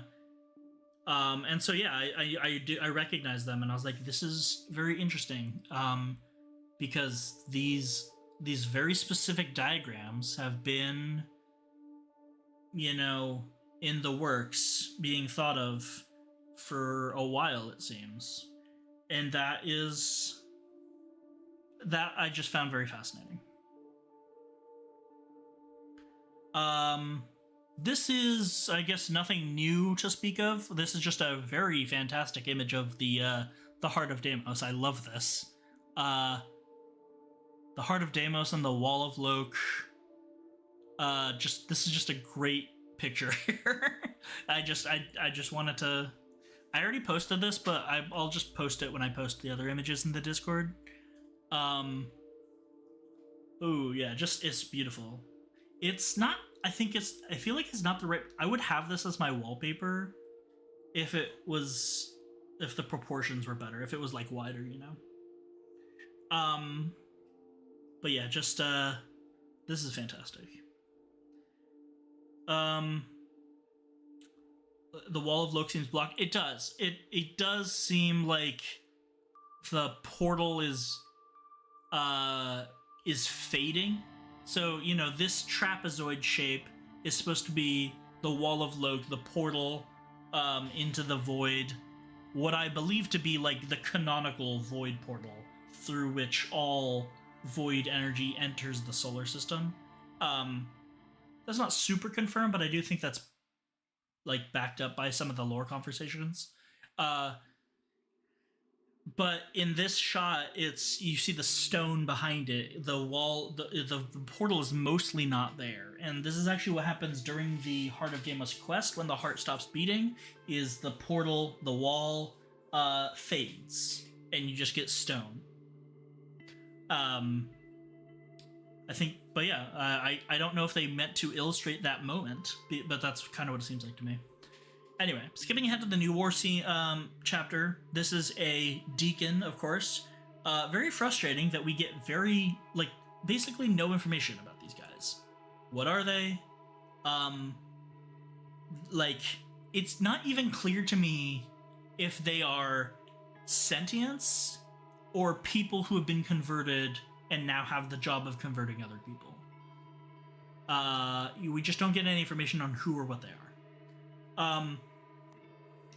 The reason I took this, I think you'll probably guess, is because it's got its face open and it's got like geez, like the mouth is open and it's got these like extra teeth that are extending, which is quite horrifying. And this doesn't. I am like 99% sure this does not happen in the quest, which is the only time you see these guys. That and the break armor missions. They don't do this. Their face is just shrouded in shadow, and they've got the veil. But yeah, according to this concept art, apparently they've got their mouth can open, and they've got this huge, terrifying set of teeth. Thought it was an infested deacon for a sec. So that's funny. Before Jade Shadows, which I think is the update that changed all the armor types and stuff like that, and the health types. But before that, they back when there were specific health types within the factions, if you scanned a deacon with your codex scanner and you checked it out in the codex, it would call the health type. It would say that the health type was infested for deacons. That the deacons had the infested health type, which is like, what? And I don't know if that was supposed to actually be canon or not. Nowadays, it doesn't really show up like that because, you know, we don't have these distinct enemy health classes anymore. Do you see them doing Archon hunts, or is that a different enemy? Yes, you do see them during Archon hunts, which is, I guess, the only time when you can scan them, because Call can't scan them for sure. Yeah, so they show up in the New War quest, and then post-New War, they show up in the Break Narmer missions, when Call has to fight them, and they show up during Archon hunts when you have to defeat them to get the Veils to access the Archon. I actually did my Archon hunt, like, today, so I don't know why I forgot about that. But yeah, I'm pretty sure they don't do this when you fight them. Maybe that's how people got veiled originally before they decided otherwise. Maybe. Yeah. So, but yeah. So here's, you know, Deacon concept art. This is also, I guess, not really anything lore-wise. It's just a picture of Nata. I thought it was really nice because I think we don't get a lot of good pictures of Nata.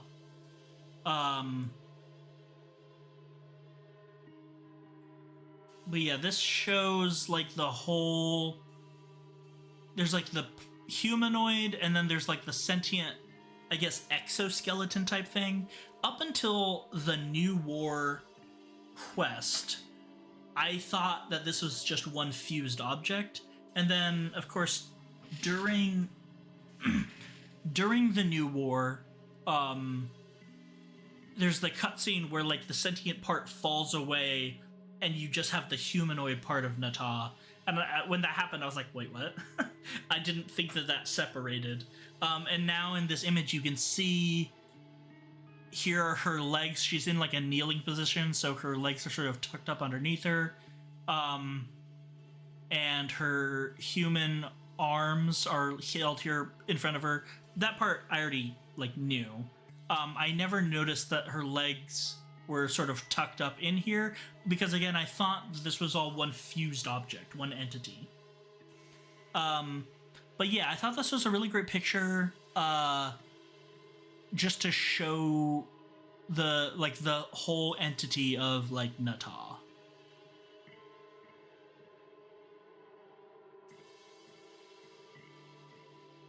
But yeah, it was really cool. I mean, I still remember when playing the Sacrifice for the first time, where you like encounter this creature and you're like, what?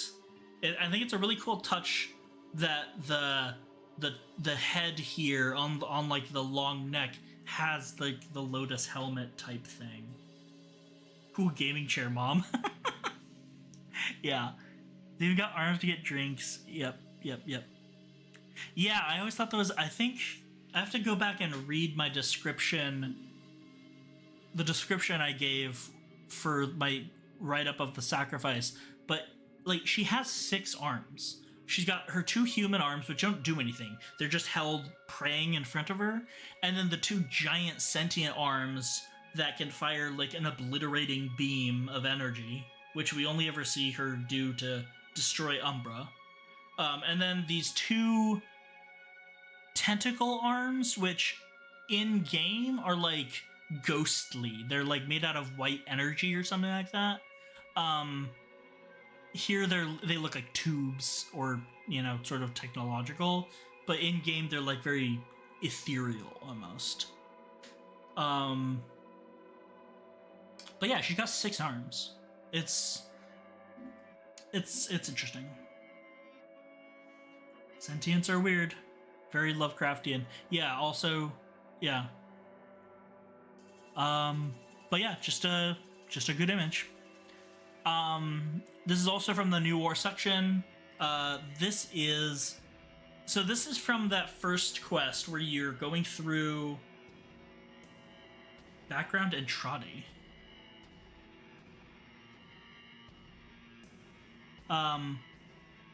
The tentacle arm she uses to take the drifter. So the tentacle arm that takes the drifter's helmet off is actually Ordis's arm. It is basically the same, like, device. It looks identical. And then she uses the tentacle arm when she's fighting the drifter in, like, the climax scene before she, like... There's, the scene that's a 2/3 of the way through the quest where she's fighting the drifter in the drifter camp. And then, yeah, she uses her... Well, but at that point, she's no longer in the big body. She's just the humanoid part, but she can, like, manifest the tentacle arm out of her, like, normal hand. It's very interesting. I think the Eidolon Lotus is actually more interesting to me than, like, the Nata Lotus. Because the Eidolon Lotus, where she's, like, in the different pieces, she seems to have all these powers that we never see her use. We rarely see the Lotus, like, use powers. She's like a logistical coordinator, generally speaking.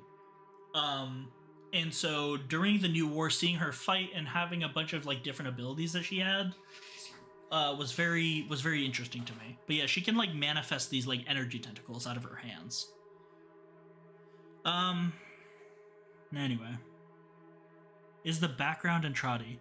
No, it's Orican. It's, this is like an Orican tower. This is similar to the background. This is another reason why I took this picture, why I scanned this image, is because there's a concept image of Ballas that is,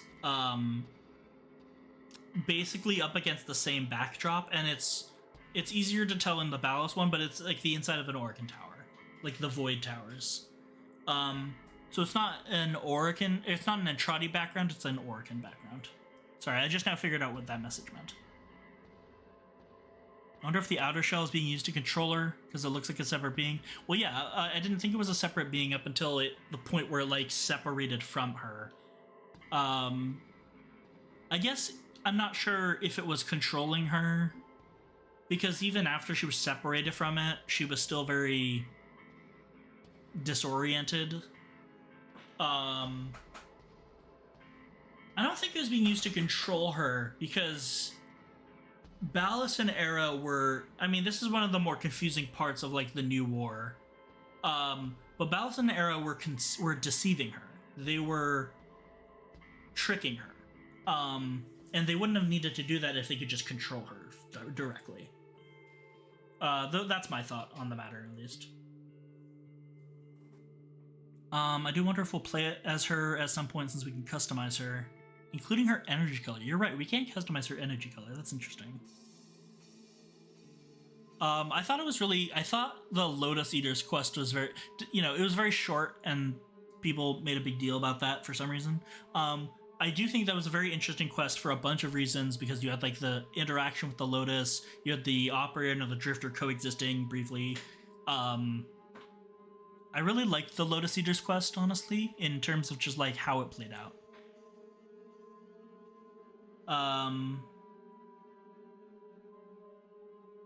Anyway. Okay, so I think we covered it.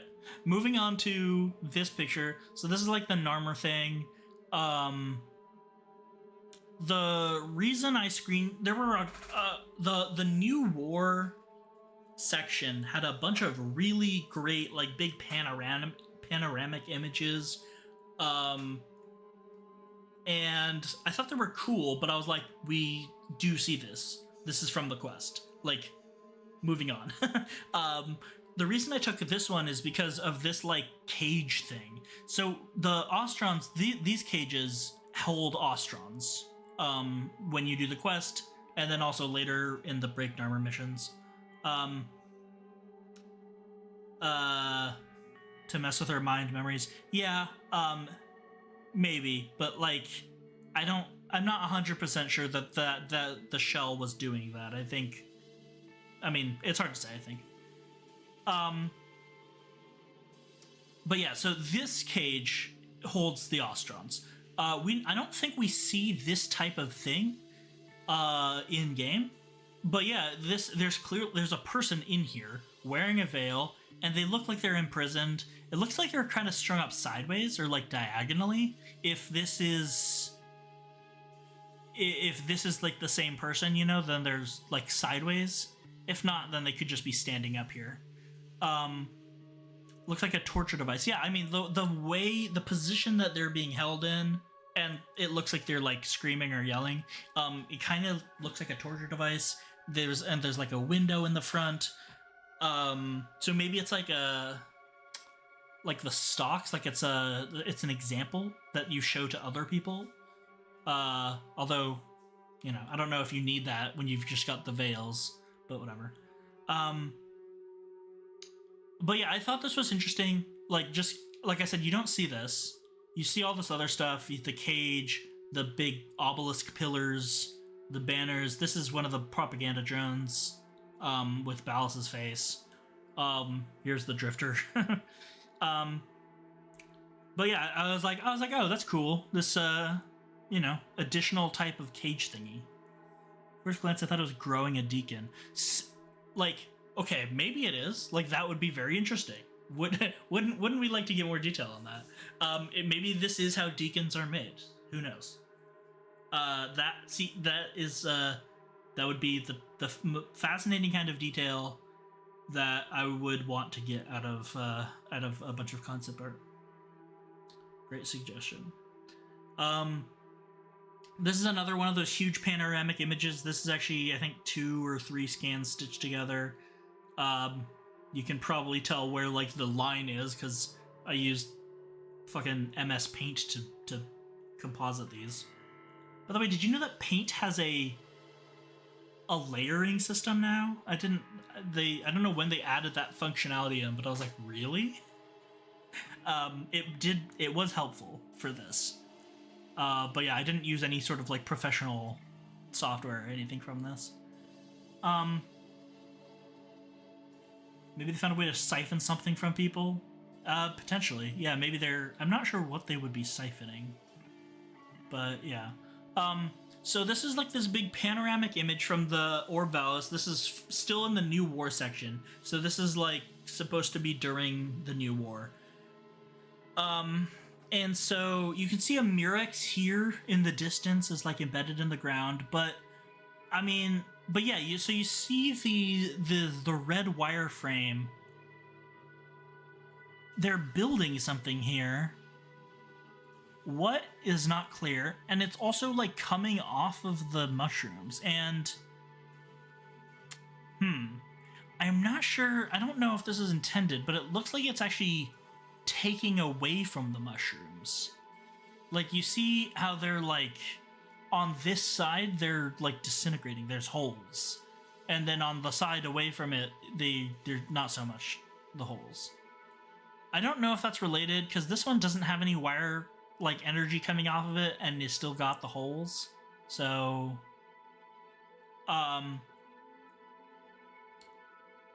but yeah, so I don't know if it's using the mushrooms as like a structural element to build the scaffolding from, or if it's literally draining them to build, which is a possibility because we know that, for example, the Pergasa ingests ships and space debris as to use for construction components. So it could be that. Maybe they're using the mushrooms as a substitute for biofluid. Possibly. But yeah, you see, but yeah, so the wireframe is initiating the construction of some large structure coming out of the ground. It kind of reminds me of like capillary tubes from Warhammer, which like the Tyranids use at the end of their when they finish conquering a planet. They use all the biomass to make these giant tubes, which sucks all the biomass up into space, and then they leave. Is that what the sentients were gonna do? That doesn't really mesh with anything we know about the sentients. But that was like the first thing I was like, oh, these are big capillary, pillars going up into space. Or I don't know, maybe they're just structures on the ground. But yeah, I thought this was fascinating because of the potential implications regarding what Narmer and the Sentients and Valis had planned for the Orb Valis and for Venus, because we really don't know what they were gonna do. It seemed like there probably was some sort of a plan, but we don't really have a lot of insight into what that was. I think Valis' plan to open a portal, go to Tau, that seemed very spur of the moment to me during the quest, so I don't think that's what his ultimate plan was from the beginning.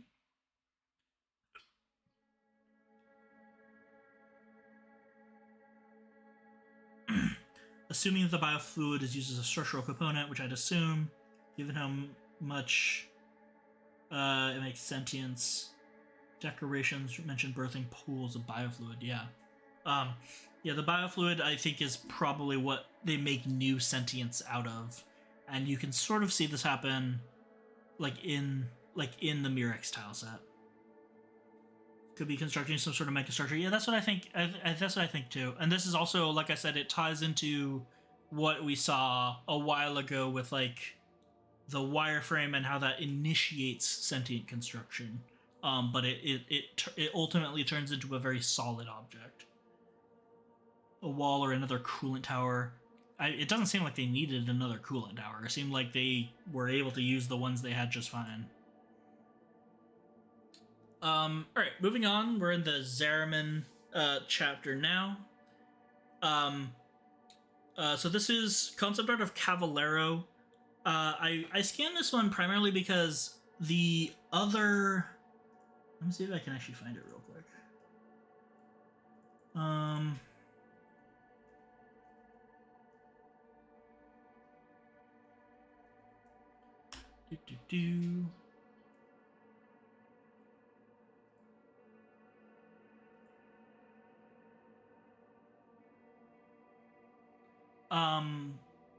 While I'm searching.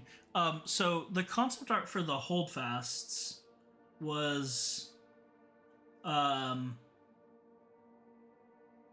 is this it? Yep, it is. Here it is. How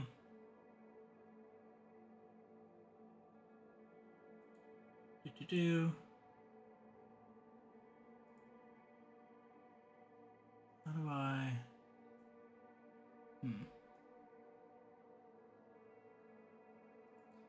Whatever. So the concept art for the holdfasts was done by an artist named Studio Cube, who usually does like UI stuff. I didn't know that they did like character stuff until I saw this on their portfolio. They had character concept art of Quinn and Hombask, and I was like, huh, that's interesting. But I didn't see, and those concept arts were also in the art book, along with one of Cavallero. And I was like, oh, okay. They didn't put this on their website, so I scanned this because so that I would have access to it. Because yeah, like this, like I said, I prioritized things that I hadn't seen in other places, and one of the interesting things is that the concept art of Quinn and Hombask look virtually identical to how they appear in game, but Cavallero in game is quite different from this. A lot of the stuff is the same, especially the cool dagger bandolier, which is like one of my favorite things about him. He's got a lot of weaponry, like stashed behind him, and a lot of it looks improvised. Like these things look improvised. The gun, I think, is not improvised, but it maybe has some void corruption or something on it. But yeah, just in terms of like the face and the hair, isn't Cavallero bald in game? And even like the build, I think this guy's like stockier. And the skin tone, I think he's like whiter. Is interesting, especially given that the same artist did concept art of the other characters that didn't change at all. But yeah, anyway, I just thought it was interesting. Here's a concept art of Quinn. Cavallero. Alright, so this is the Lunaro courtyard. This is like the locker room part of the Lunaro courtyard. And it even has close-ups of like the diagrams. So I went to go check this out, and it's actually, I was surprised at how. So this is a screenshot in game of this location. It is like identical to this concept art. It's pretty crazy. It's like you got the two lockers and the door that's fallen down. And then the Lunara balls like set into little divots on the side here. The Arcata, this one's laying on the bench. You've got the three things here. You've got like the medallion, the ball trophy, and then the kicking trophy. Here you've got the ball trophy, kicking trophy, and the medallion. You've got hanging Arcatas here, and then you've got the Lunaro positions. And if you look at these, it is actually the exact same diagrams as here. So Lunaro fans rejoice. Yeah, so I was like, oh, this is actually really interesting that they perfectly recreated this, the locker room from the concept. Although I will say that the floor plan that's sketched out here is not accurate. It has like the sun locker room going into the moon locker room going into the arena, which like that just doesn't make sense for how like locker rooms for sports teams work. Obviously the way that it is in game is like the moon locker room goes into the arena and the sun locker room goes into the arena. And also exits from the other side out into the rest of the ship. But they do have each of the moon and the sun locker rooms. They do have a side locker room along with them, but it doesn't belong to the other team. It's like moon, sun. There's no Lua symbol up there. So this concept shows the moon symbol. The locker room does show the moon locker room does show the moon symbol. The sun locker room looked more like this concept image. The moon locker room is very similar, although the screens are smashed so much that it's not showing the designs. So I just didn't use that one.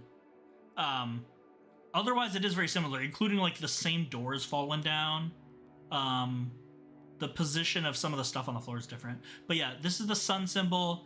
The moon locker room has the moon symbol, just like this. But yeah.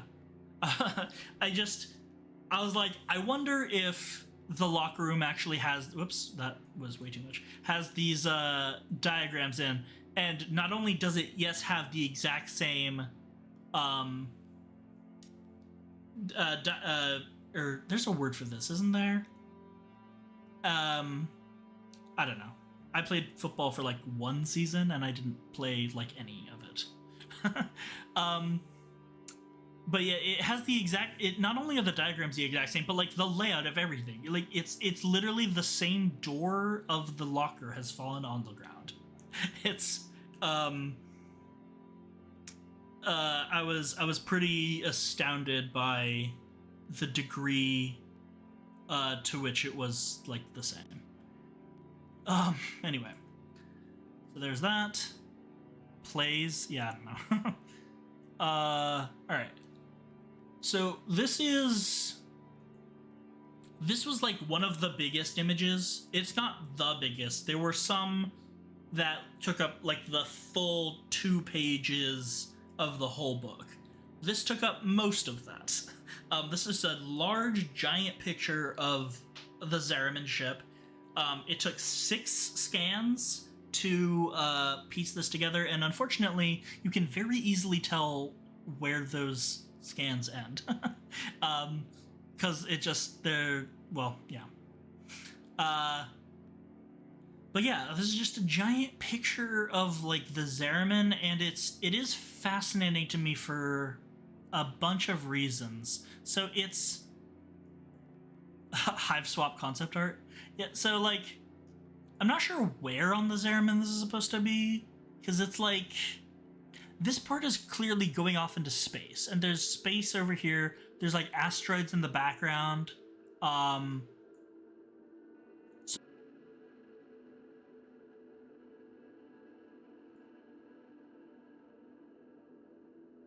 we back? What happened? I got a weird message that just said like OBS Studio disconnected and then reconnected. Are we back? Why is this happening? Please, someone say something. We're back. Okay, good. That was super weird. I don't know. I have no idea why that happened. I didn't even like my my computer didn't even be like, oh, your internet's out, which I guess sometimes happens, but whatever. We're almost at the end, so I'll just try to power through this. But yeah, this is just like this giant picture of the Zariman, and then there's like this crowded like bar or restaurant, or I guess maybe it's a shopping center. This looks like shockingly modern. Like this doesn't look like Warframe at all. This looks like a tourism ad from Abu Dhabi, or Abu Dhabi. Like it's very funny to me. Like these just look like normal people, which is not, I guess you don't really see normal people in Warframe, but it's just some like crowded area with like these, kind of normal. I would live here, right? I mean, like this looks like it's like a hoppin'. It seems like a great place. You've got a fantastic view. This is the ad the orc can use to get people to sign up for the Zariman. I mean, probably. This looks like, are these like turnstiles? These look like how you enter the subway system, right? Here's actually the Zariman crest flag seal thing. I actually have not noticed that before. I tried to, by the way, I don't know why there's all this Orican writing all over the place. I tried to decipher some of it, but it looks like it's all reused assets. So like this part is like the stuff that's on Excalibur. It says like, what does it say? Do you know what the Orican text translates to? Yes. So like this stuff says 2100N serial number 148H, which is what it says on Excalibur. And then this is something from the relay. It says like, you are the hope and future of the Tenno or something like that, which is, I don't know why they reuse this line so much. Uh-oh, I'm getting a warning from OBS. Ugh, just stay together, please. But yeah, as far as I can tell, I didn't really look into it past this. Once I deciphered this, I was like, oh, okay, this is just reused assets. And then this flower thing. I love this flower thing. It looks super cool, but it's just a you know, it's an asset that has shown up before. So, get a magazine stand or something over here. I mean, like the magazine stand, or if that's what this is supposed to be, just super weirdly normal looking, right? Everything in Warframe is so weird and different, and like this scene is so normal, kind of. It's obviously not normal, but hopefully you know what I mean. In that it just looks like a place that, well, man, I don't really know how to say it. It's just this. Well, this was intriguing enough that I spent, I don't know, like 25 minutes scanning and compositing this. So I guess it had to be worth it. Even the chairs are weirdly numbered. That's what I'm saying. This one is, they're kind of slanted. I don't know if that was me or if that's how the picture looks. But other than the angle, they look normal, right? Like the tables and this. Like, they're sitting normal. This person's, like, just wearing pants. Like, a normal... I think these are maybe fashion mannequins. This is also sort of reminding me of, like, the duty-free shop in the airport that you go through with, like, all the random, like, you know, clothes. I don't know. It's just very funny to me. This was, like I said, a big, huge picture. Is covered, you know, like 80% of the book's whole area is just giant picture of like a crowded place within the Zariman that was fascinating to me. Space Mall. Yes, Space Mall. There it is. That's the perfect way. That's what it seemed like. And you're right, I would also live here. But yeah, that's yeah, just yeah, I don't know. Continuing the very weird. So again, this is it. Still, we're still in the Zariman section. Just to be clear, this is the Zariman section. I don't know what this is. So these are giant faces. I think they're probably supposed to be the vessels, right? From Albrecht's labs. Here you may notice the monoliths from Duviri. Yes, so this was in the Zariman section. So some of the faces are shooting giant beams of light out of their mouths. So they're like attached in weird ways. So like this head is attached, I guess, by the neck to these like long strings of matter. But this one's attached by like the side of his face. There's all sorts of weird stuff going on in the background. I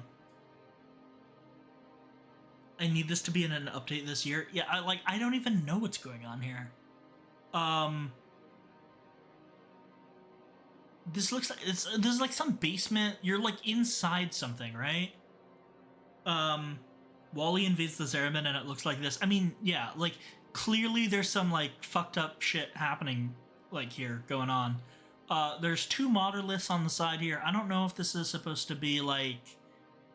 Remember that the original concept for Duviri was that it was generated by the machines on board the Zariman, and when we went through the the Duviri section, I theorized that the monoliths were like the source or like part of that terraforming system that made Duviri. So maybe this is supposed to be like representing that part where the Zariman starts to create Duviri, which again is no longer canon, but there is a lot of concept art around it. But like, what the fuck are these faces? This game gets a bit batshit insane, but this is a new one, right? Like, yeah. So I saw this and I was like, okay, this looks like it's from Whispers, maybe from Duviri. It's from neither. It's from the Zariman section, unless they just put this here accidentally. Big Ayatan sculpture on the left. Yes, I can see that. Yeah, it does look like the big Ayatan sculpture from The War Within. over here.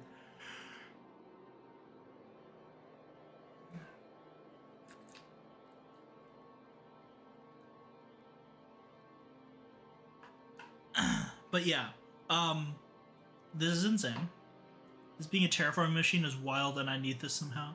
Yeah, this is like one of those things where I'm like, this is inexplicable. Like, I don't know what's going on here. I'm definitely gonna post this into the Discord, and we can just like talk about it for like the next month. I think that's the plan. This was right next to that image. I have this. The file name for this is just thing.jpg, because I really don't know how to describe this. But this is also in the Zariman section. This was the guide, the Undercroft waiting area. This was right next to that other image with the faces. This kind of reminds me of a specific tile in the Entrati Labs. It's a specific tile that showed up in the Dante Unbound like sub expansion, because there's like this middle part, this middle circular part with like a staircase around it, and there's like, and it goes through like 2 or 3 levels of floor, but that's like a whispers in the wall type thing. It doesn't have these medallions, which, by the way, these gold medallions, these are like a feature from like the Orican tile set. But I don't know if this is supposed to be like the black, like Zariman corruption type stuff. I forgot what we were calling that. Satavi like came up with a name for it, which I forgot. This is giving Half-Life. Oh, those are boroforms coming out of the tube things. Maybe. I don't really think so. They kind of look like mini Oroworms, but not really. I don't think these are arboriforms because they're mostly black. They are glowy, but I wouldn't say that they're arboriforms, but I guess it's possible. Look like wormlings. Yeah, they kind of look like wormlings or Oroworms because they've got these like things like centipede feet or something. There's something that is like repeating, which is partly why I don't think they're arboriforms, which are just like tree branches or like vines or type things. Void metal, void shell. It's not an invented name. It's a name that exists in the lore. But yeah, I really don't know what's going on here. I honestly don't even know what this is. Yeah, thing.jpg. Central computer. It could be. I mean, it would have to be computer, not in like the AI type sense, because the Zariman, the Orkin only broke their prohibition against AI to make the sentience, not to make the Zariman. So if there was some sort of central computer, it would have just been a normal type of database type thing. Maybe this is where they kept the cephalons. Maybe. The physical like disposition of cephalons, they have like gone back and forth like a couple of times on it. On like what is a cephalon? Physically. Like we know what they are. It's a digitized human consciousness, but like, is it kept in an object? Is it wholly in the weave, in the cloud? There's like, it's not super clear,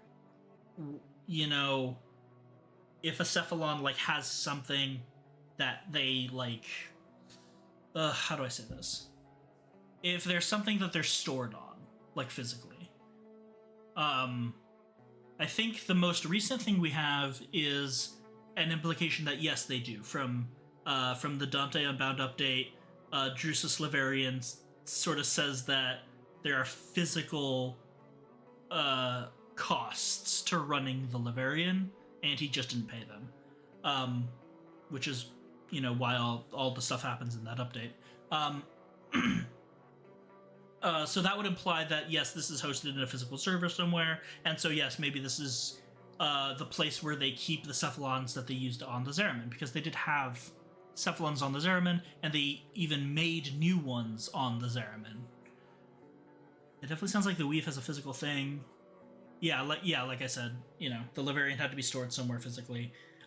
It's just funny because like there's a little bit older lore from Octavia's Anthem, where I believe Cimaris sort of implies that they just wholly exist only in the Weave.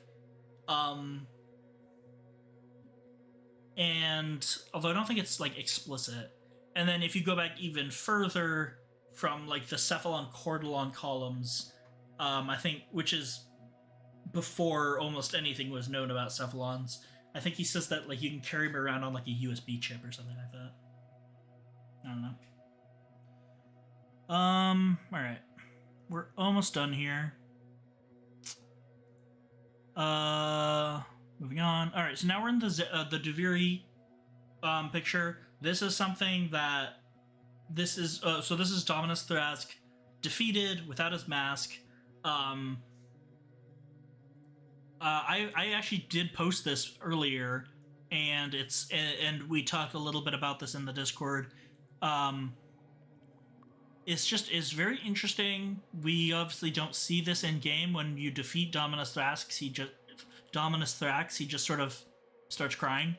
But in this one, it's like his whole, like, everything falls off. Like his arm his right arm is metal. It's like this prosthetic long Orican arm that falls off.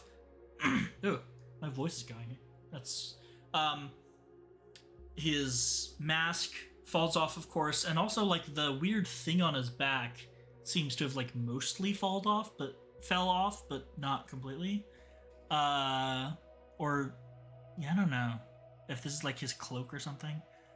But yeah. And then the really interesting thing, besides the fact that like, oh, he's got a human face underneath the mask, the really interesting thing is like the tubes, right? He's got these tubes along his arm. Seems like they're going into his chest, the back of his head, and like into his nose and even his eyes. Like it looks like he's on like some very severe like life support almost. Like it's like some, you know, Golden Throne, Mr. House type stuff. Well, the reminds me of when he had a big cape and a little guy to hold it. Yeah, that might be the big cape. Is this thing? But yeah, in a way, he sort of reminds me of like a Tube Man or like the Grineer. What they look like underneath their armor, they're like decrepit and falling apart. I mean, that's what he looks. Despite the fact that like Thrax is a child, right? It looks like he's like aging terribly and like about to die, and like the armor is the only thing keeping him alive or something like that. Yeah, it's very weird. I really don't know what DE was planning or where they were going to go with this, because we saw concepts for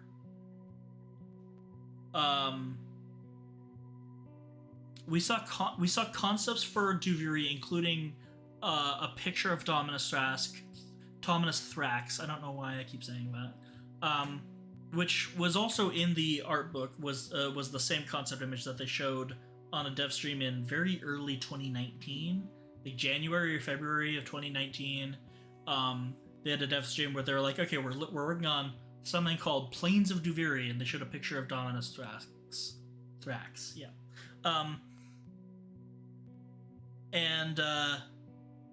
What? But yeah, so they've had like the concept of Dominus Thrax for a while before. Let's see, 2019 is like 4 years before this actually came out into the game, right? And so like, what were they thinking? What was the plan behind this? Why is he like dying or whatever? Like, yeah, the whole the whole setup here is very is just weird to me. Maybe this is from the Jupiter days of Duviri. Possible, yes. I always forget that Duviri was at one point set in the atmosphere of Jupiter. This is actually not important. This is just a concept art for the Duviri chest.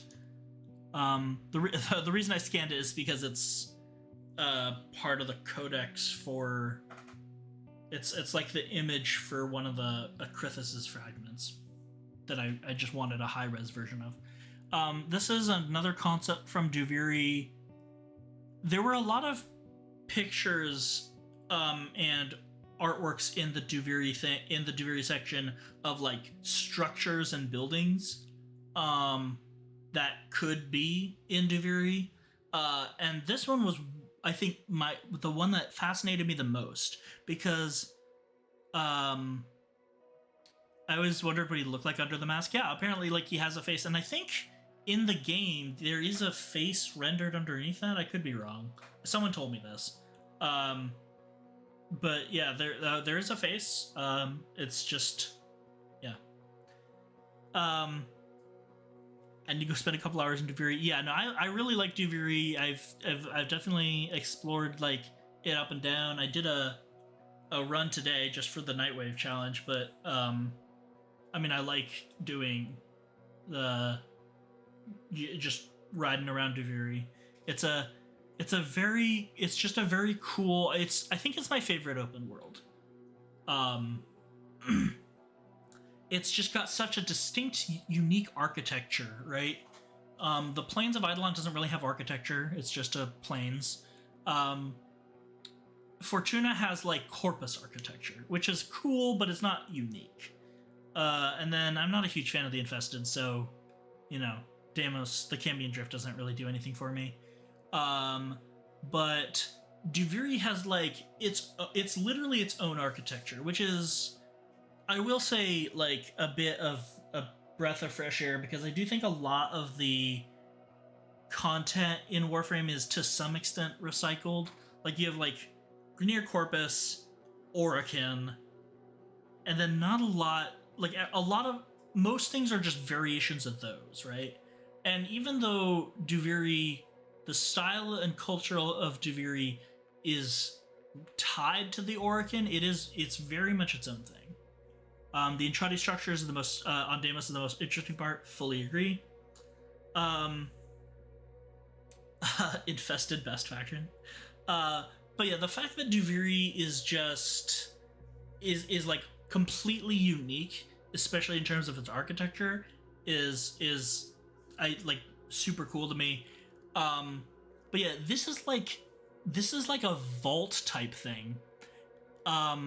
That there was a picture, that there was a concept of, and I was just like, oh, this is super cool. Like, I can, you know, imagine like you have to like go in here to like retrieve, you know, Thrax's crown or something like that. Like, this is like, it's very cool. And I'm actually just now noticing that it's part of a face. There's a big face here. Which is another thing that's in Duviri, is there's giant faces everywhere. There's just giant faces everywhere, including the being the literal hillside that this thing is in the middle of.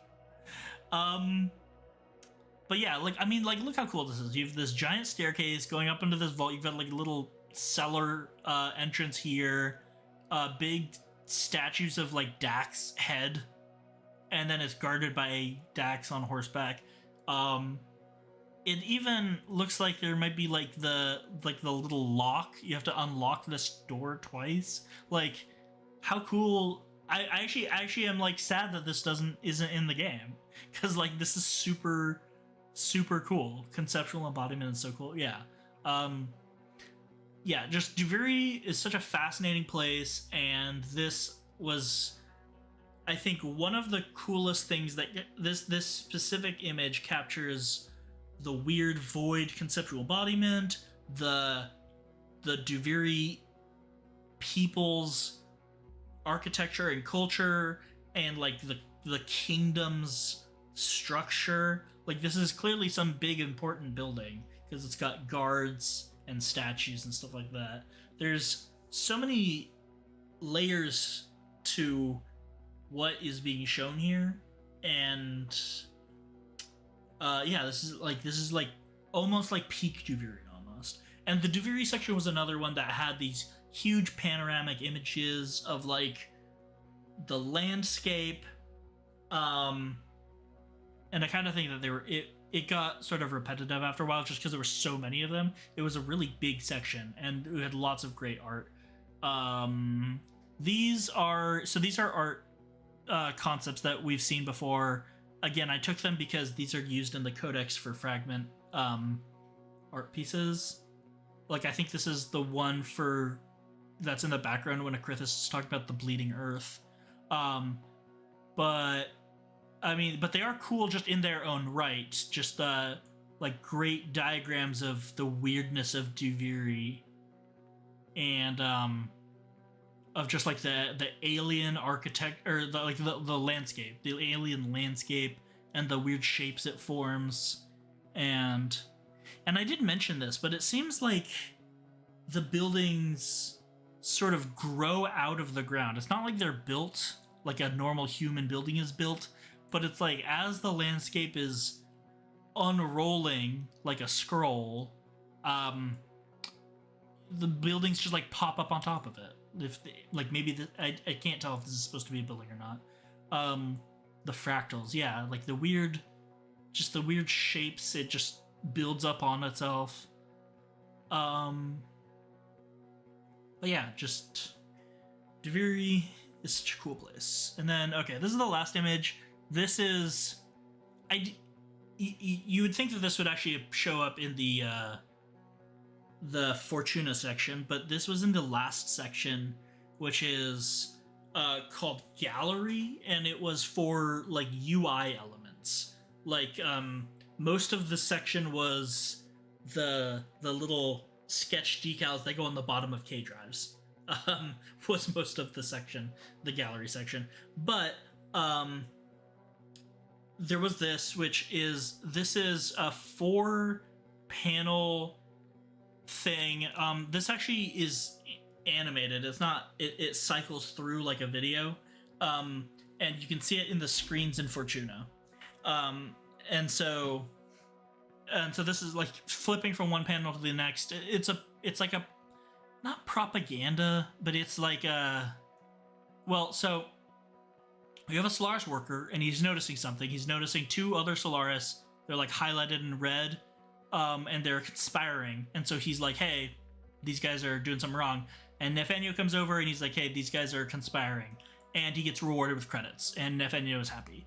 And this says in Solaris writing, which I think is one of the least understood alphabets. Fishy friends, turn them in for credits. And then this says Corpus Merchant Guild in Corpus. But yeah, clearly the whole point of this is like, you know, turn in your friends for a reward if they're, you know, working against the Corpus. It's a way to get it's like a message to get the Solaris to, you know, snitch on each other. But yeah, so this is I scanned this because I thought that this would be it would be cool to have this. But yeah, this is just like a flashing video that goes on in Fortuna. Very easy to miss. You could walk right by this and not really pay much attention to it, but it's an example of like, you know, the kind of stuff that goes on with Fortuna and the Solaris. Anyway, I said it before, the fractals of Duviri remind me when Jace was sent in Arcane Season 2. Kept the fractals from the whole landscape made by math concept. Yeah. Yeah, Duviri is so interesting because it changed. Hey buddy. My cat is here. You know, Duviri changed over the years a lot, and so I honestly, it's not clear to me which parts of it, like where each part comes from and what each part means. Like, why does the landscape do this? You know, it was generated in this like fractal pattern from artificial generators on the Zeraman, but that's not canon anymore. But the landscape still looks like that. You know, it's fascinating, and I think there's really only so much you can say about it before you stop making sense. This is like one of those things where it's like, I would love to like get one of those VIP tickets to TennoCon where you actually get to sit down and talk to the devs, and you're like, I have so many questions, but at this point, I would have too many questions like to answer in one session. Yeah, it's like why is this the way it is? Does this mean anything, or does it just look cool? But yeah, I want Tales of Duvirius, an actual book. I also really want that. That would be amazing. Just, oh man. Anyway, that's well, that is what I have. That's all the images I have. I'll be posting these in the Orokin Archives Discord. You can, I don't know why it keeps flashing like that. And we can, you know, continue to talk about them. But yeah, these, like, I thought these were interesting and thought-provoking. But yeah, that is the end of the art cycle, or sorry, the art, I was reading chat. The art book streams. You know, we've gone through the whole thing. We've looked at it all. We've gone back and taken a closer look at some of these things. And yeah, that's basically it. So thank you guys for being with me through this whole series. And and yeah, I will catch y'all later.